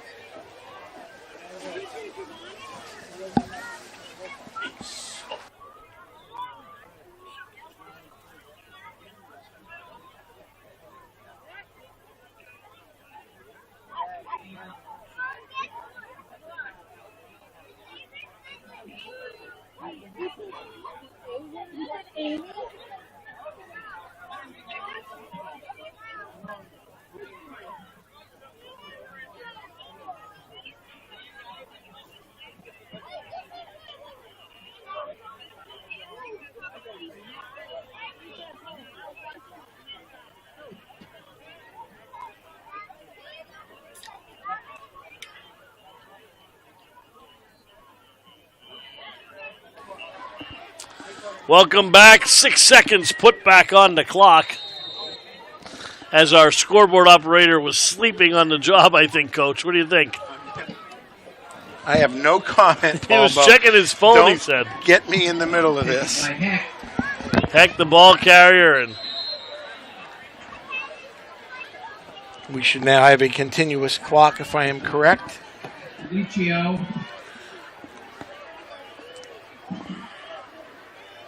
It's always funner. This will be the last game we get to see Chubby for the year till basketball. Hopefully he stops in. Well, he's right there. You can ask him. Let me ask him. He's Hold on. Stop by. Chubby, this is the last game we'll get to see you here. You're still going to count on you for basketball, though, right? All right. He said he'll be around. That's all that matters. Brian, you're always welcome up there. I don't know about Chubb. He brings food, though.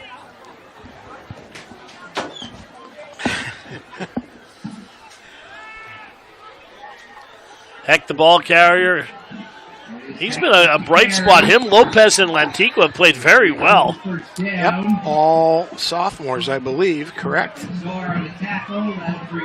that correct? Yes, correct. I was looking for some validation there, Mr. Bowe.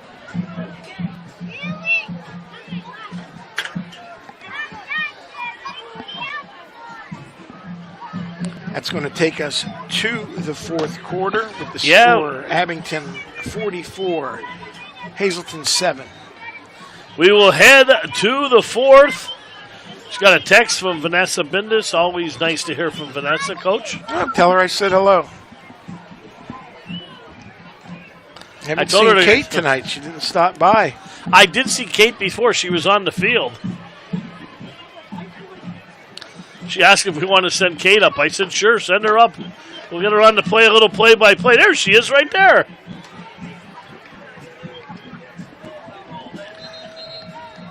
She just gave me the weight sign.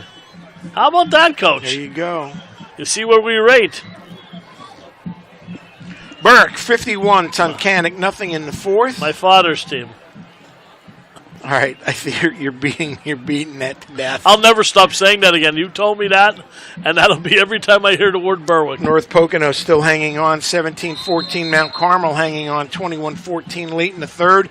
Wyoming area now up 12 on the Patriots, 34-22. Wow, and they were down 22 to 13. Correct. Here's an end around. There's that reverse. Gennaro, big hole.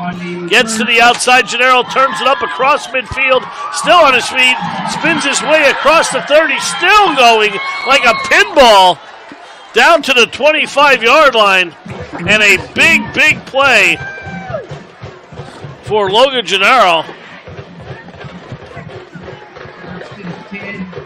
You called that a couple series ago, Coach. Yeah, it was nice to see them run it. They ran it with success earlier on in the season. We hadn't seen it for a while, so nice play for the Cougars. First down and 10, ball at the 27-yard line. You're going to have movement on the center. Hitched a little bit, false start on Jake before he snapped the ball. Back 5 yards. And now again, the way they've run the ball a little bit, this should not deter the No, Cougars not at all.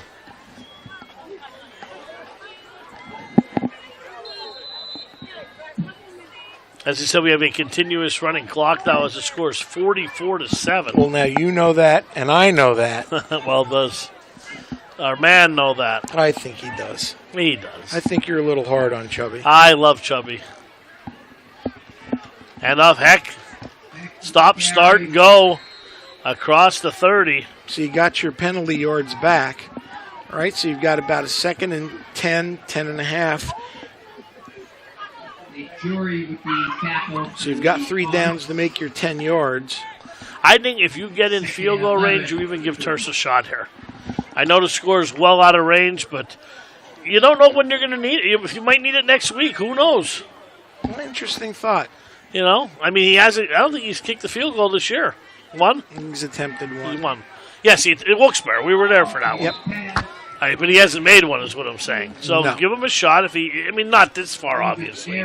You're way too far. But you get inside the 20, give him a shot.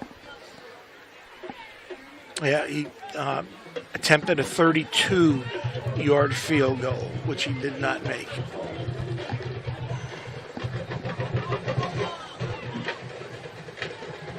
Third down and 11 now. Clock under 10 minutes, down to 9:20. Lantigua rolling out. Pass is caught by Heck out of the backfield. Stops, starts, vaults ahead. Didn't be close, but a little short of the first down by about 3 yards. Yeah, they got themselves in a good position now if they want to go for But it. now I'm going to go for it here, obviously. Ball at the 21. No, it's closer to 5. It's a long 4. Oh, it but is. still- Wow, they marked him yeah, back. I thought they were marking him closer to the sticks. Still manageable. Boy, I like Lopez out here on I'd an roll- out out pattern. Roll him this way. And here comes JJ. Pass is caught by Gennaro. And inside almost into the end zone, but down at the 1-yard line. Yeah, they ran a switch pattern. They took Jose on the post, and they ran Logan on the out pattern. I called that it looked like it would be a good pattern because of the coverage that Abington was in. I'm surprised they were that soft in coverage. Nonetheless, 1st and goal for the Cougars with 8:10 and counting.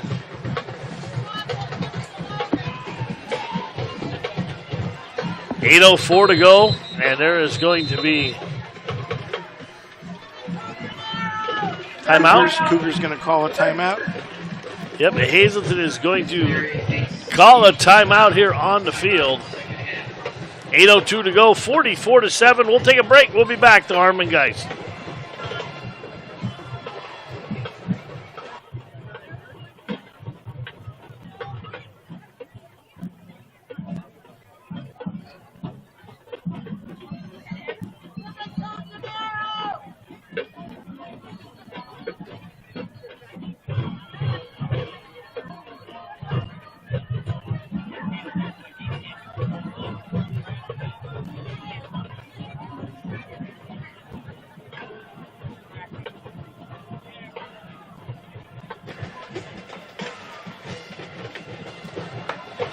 Gennaro, 3 catches, 36 yards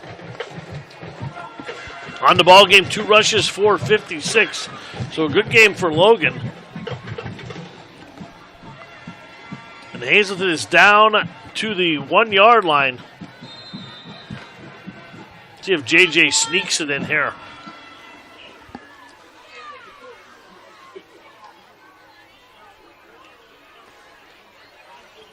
That was the old counter give, and into the end zone. They wanted to get Gennaro the touchdown. I don't blame him. He did a lot of work on that drive, and he gets a touchdown here, gets rewarded for it. So Gennaro from a yard out.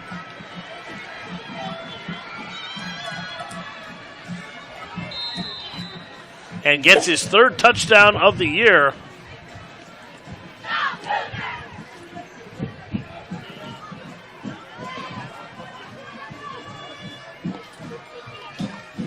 Terson high snaps, the kick is down, and kick is up and good. So timeout on the field. 7:58 to go. Cougars down 44-14.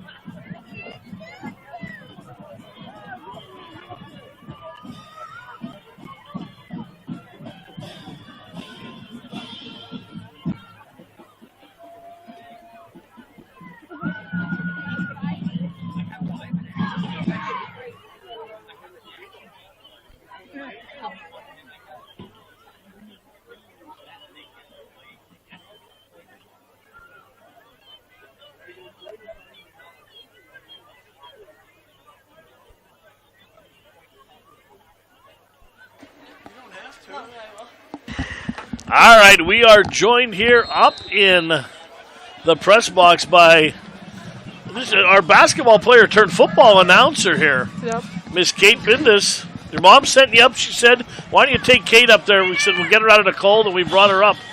So 44-14, 7 minutes and 50 seconds to go in the ball game, Kate. You know it's getting close to that time for a little hoop season. Yep. So when's the first day, official day of practice? November 15th or 14th. Or Oh, it's that long yet? Yeah. Wow. So when do they pick the team?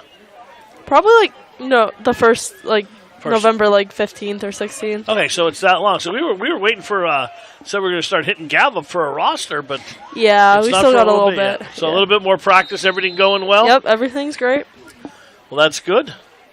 So that's some big tournaments on the schedule this year, and Yeah. I did notice on your schedule, are you guys not playing in that tournament now in Scranton?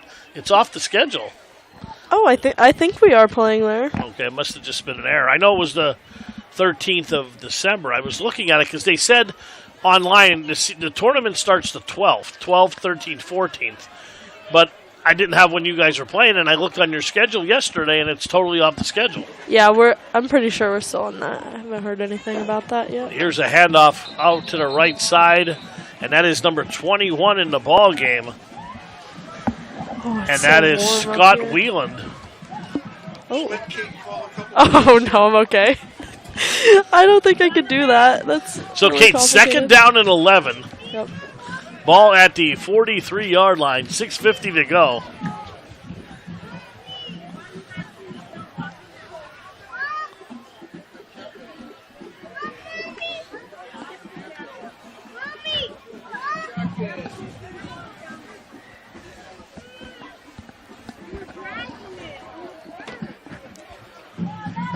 Second down and 11 here, and here's a pitch. Another new quarterback in the game. And Wheeling, the ball carrier. And into the game is number 12. Bruce, I don't know how to say the last name. Utala. Yeah.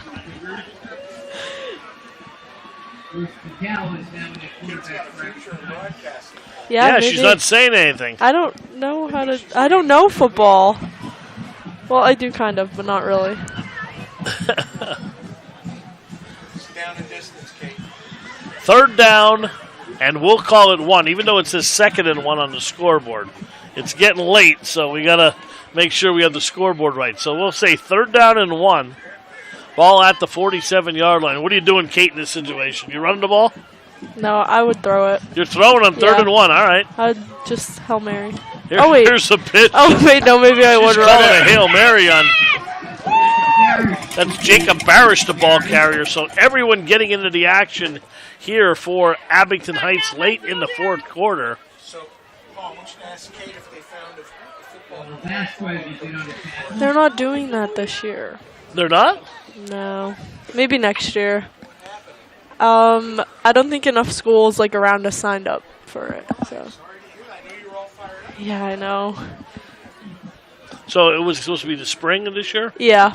26, and they're going to wait till next year. Well, you'll be a senior. You'll be able to do it. Yeah. There you go. She's going to be the quarterback. 4:53 to go. Clock moving. 1st and 10. Abington driving again. You want this back?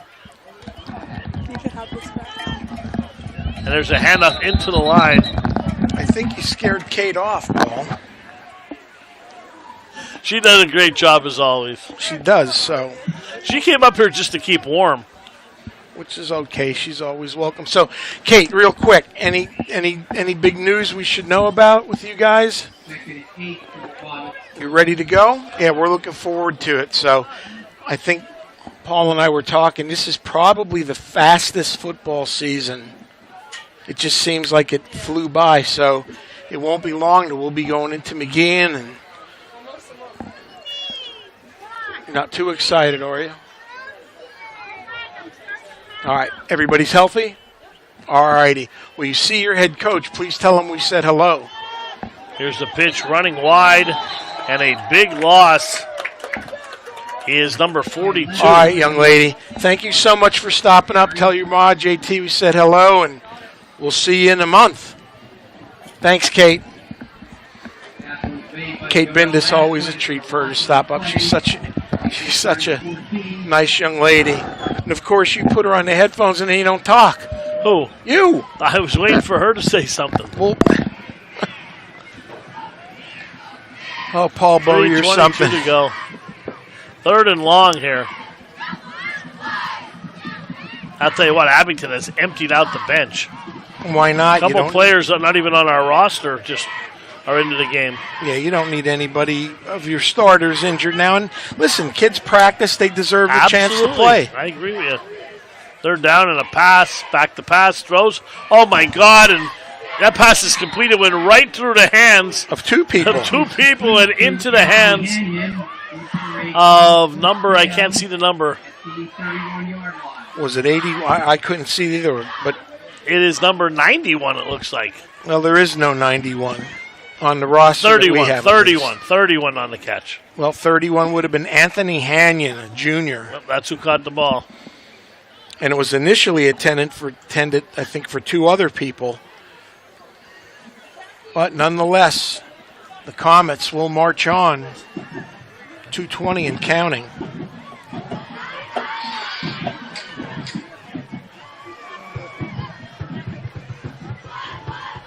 Handoff up the middle and nothing doing here, and we're going to be under 2 minutes.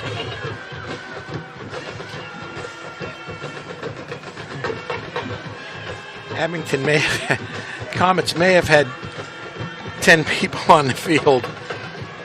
Sometimes, you get in these situations where you're subbing and second, third string teams, it can get a little bit hectic, but Coach Rep's just going to milk the clock here. They don't need the points. They're going to move on to play Pittston, who's still losing. Was losing by 12 the last time I checked. And you said it doesn't matter seating-wise. No, should still be a great game. 2nd down and 6. Back to pass again. Throws, pass is caught. And it's caught by number 84. That's Brad Rosensky. Brzezinski is 6'1", 165-pound sophomore. Do they have anybody under 6 foot on their roster? I said they're big team. We're under a minute. Sorry, Paul. 21-17 now. The Cavaliers have jumped back in front of the North Pocono Trojans. Another one that sounds like a humdinger.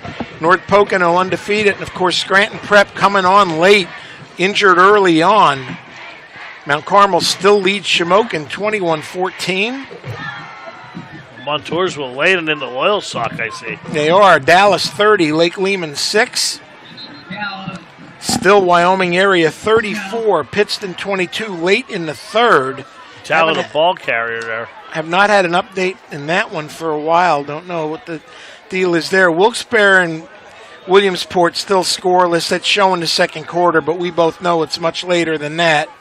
We can check Twitter on that for Doc Massey. Berwick 53, Tunkhannock nothing. That is a final. Congratulations to C.J. Curry. Undefeated season. And that will be it for tonight's game here, Paul Bowe. Yeah, 44-14, and the Comets just in dominating fashion. So Hazleton will be in the playoffs, as we said, next week. Up at Wilkes-Barre, we should have the game on SportsWire. That'll be an audio broadcast. Okay. And probably 6:45 pregame, 7 o'clock kickoff from up in beautiful complex in Wilkes-Barre, and single elimination from now on. So it doesn't matter your season. The Cougars finish at 1-9. Doesn't matter. Everybody's 0-0. Put it in they say put the fish in a wrap and wrap it up. You're as good as your last catch. I'm 60 years old. I've Never heard that been put, said. Put the fish in a wrap? Put the fish in wrapping paper. Wrap it up like they do, and they just throw it away. That's it. Well, you can put it away. My boss says that all the time. Put it in a wrap.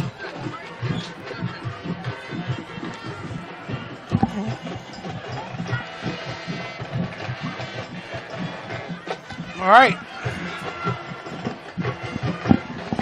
Well, Paul, how about I go through the second half scoring, if you don't mind? 9:45. Anthony Severs on a 20-yard run. A Hartshorn kick was good to make it 41-7.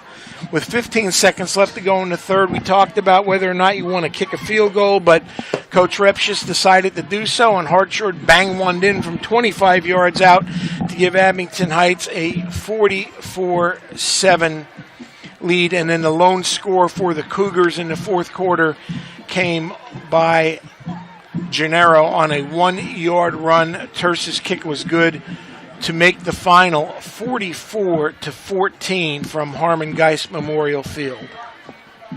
Yeah, I mean, not much to say, Coach. Dominating performance by Abington. They're on to the playoffs as well. Another year closed out here at Harmon Geist. The Cougars, like I said, playoffs start next week. We'll hope to have the game and take them every step of the way as they are in the playoffs. If they keep winning, we'll keep covering. So hopefully it's the start of a winning streak, a disappointing season, but a lot of peaks and valleys and a lot of learning curves here. And like I said, the young team, full of sophomores and juniors on this team, only 13 seniors.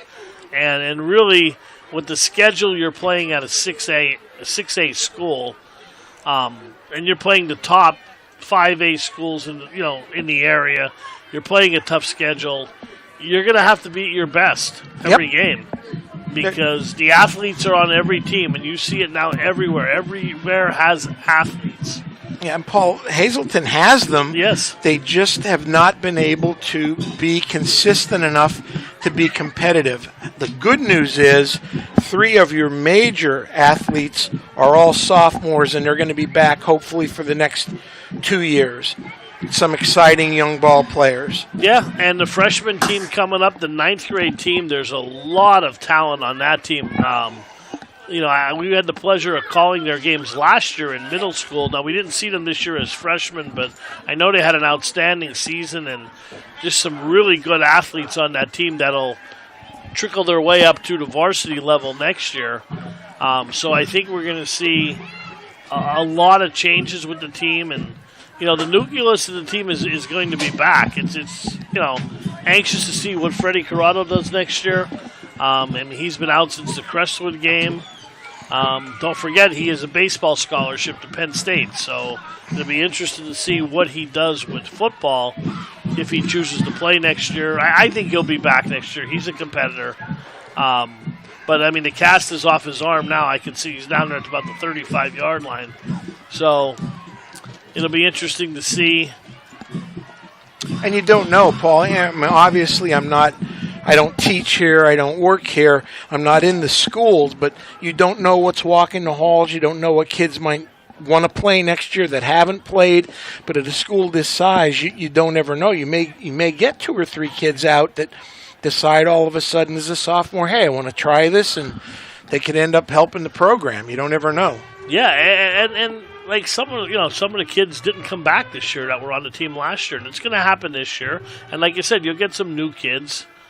Like I said, we'll hopefully have the game on Halloween from up in Wilkes-Barre.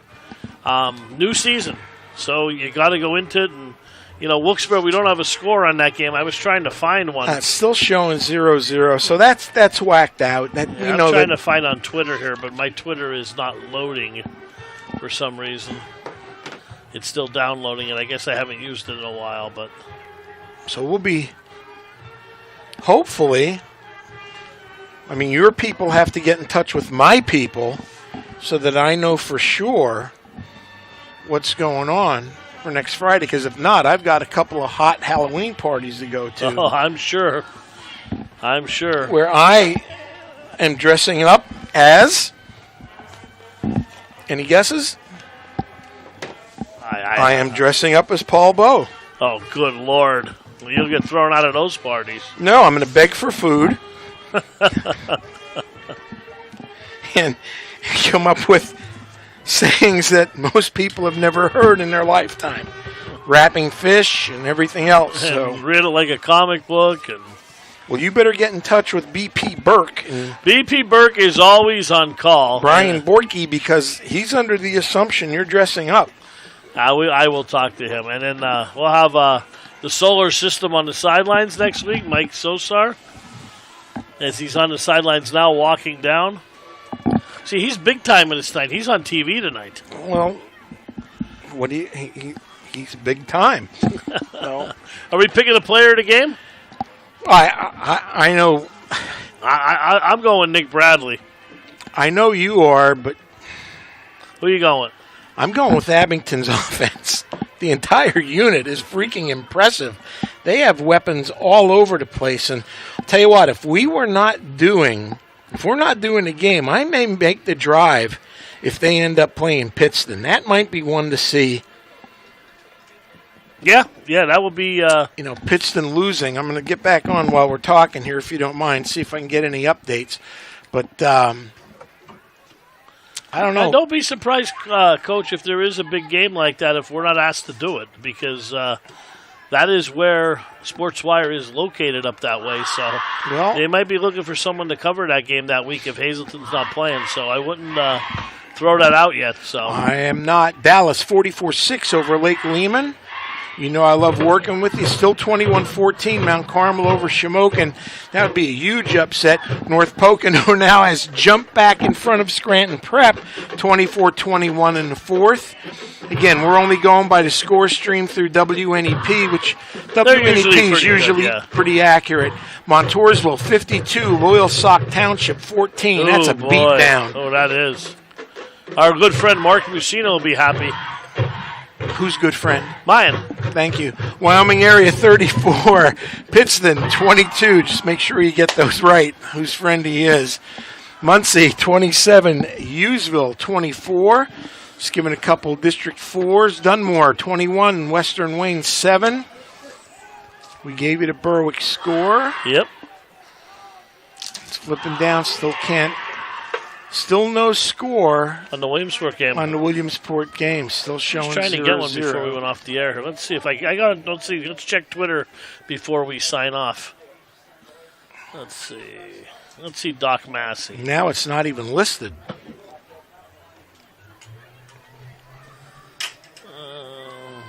Chris Doc Massey. He is a storyteller. It says. He's at the Montoursville Loyal Sock game.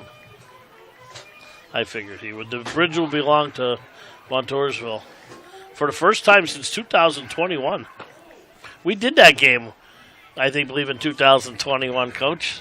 Yep. I think that was wasn't that the afternoon game we did? Well, it was like 50-some. Yes. I think it was. Trying to see here, Montgomery.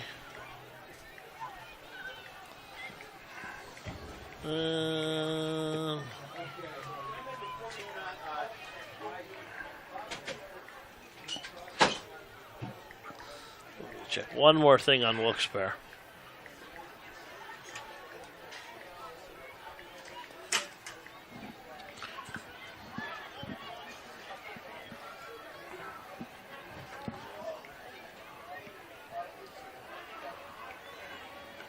Boy, Massey's just going off.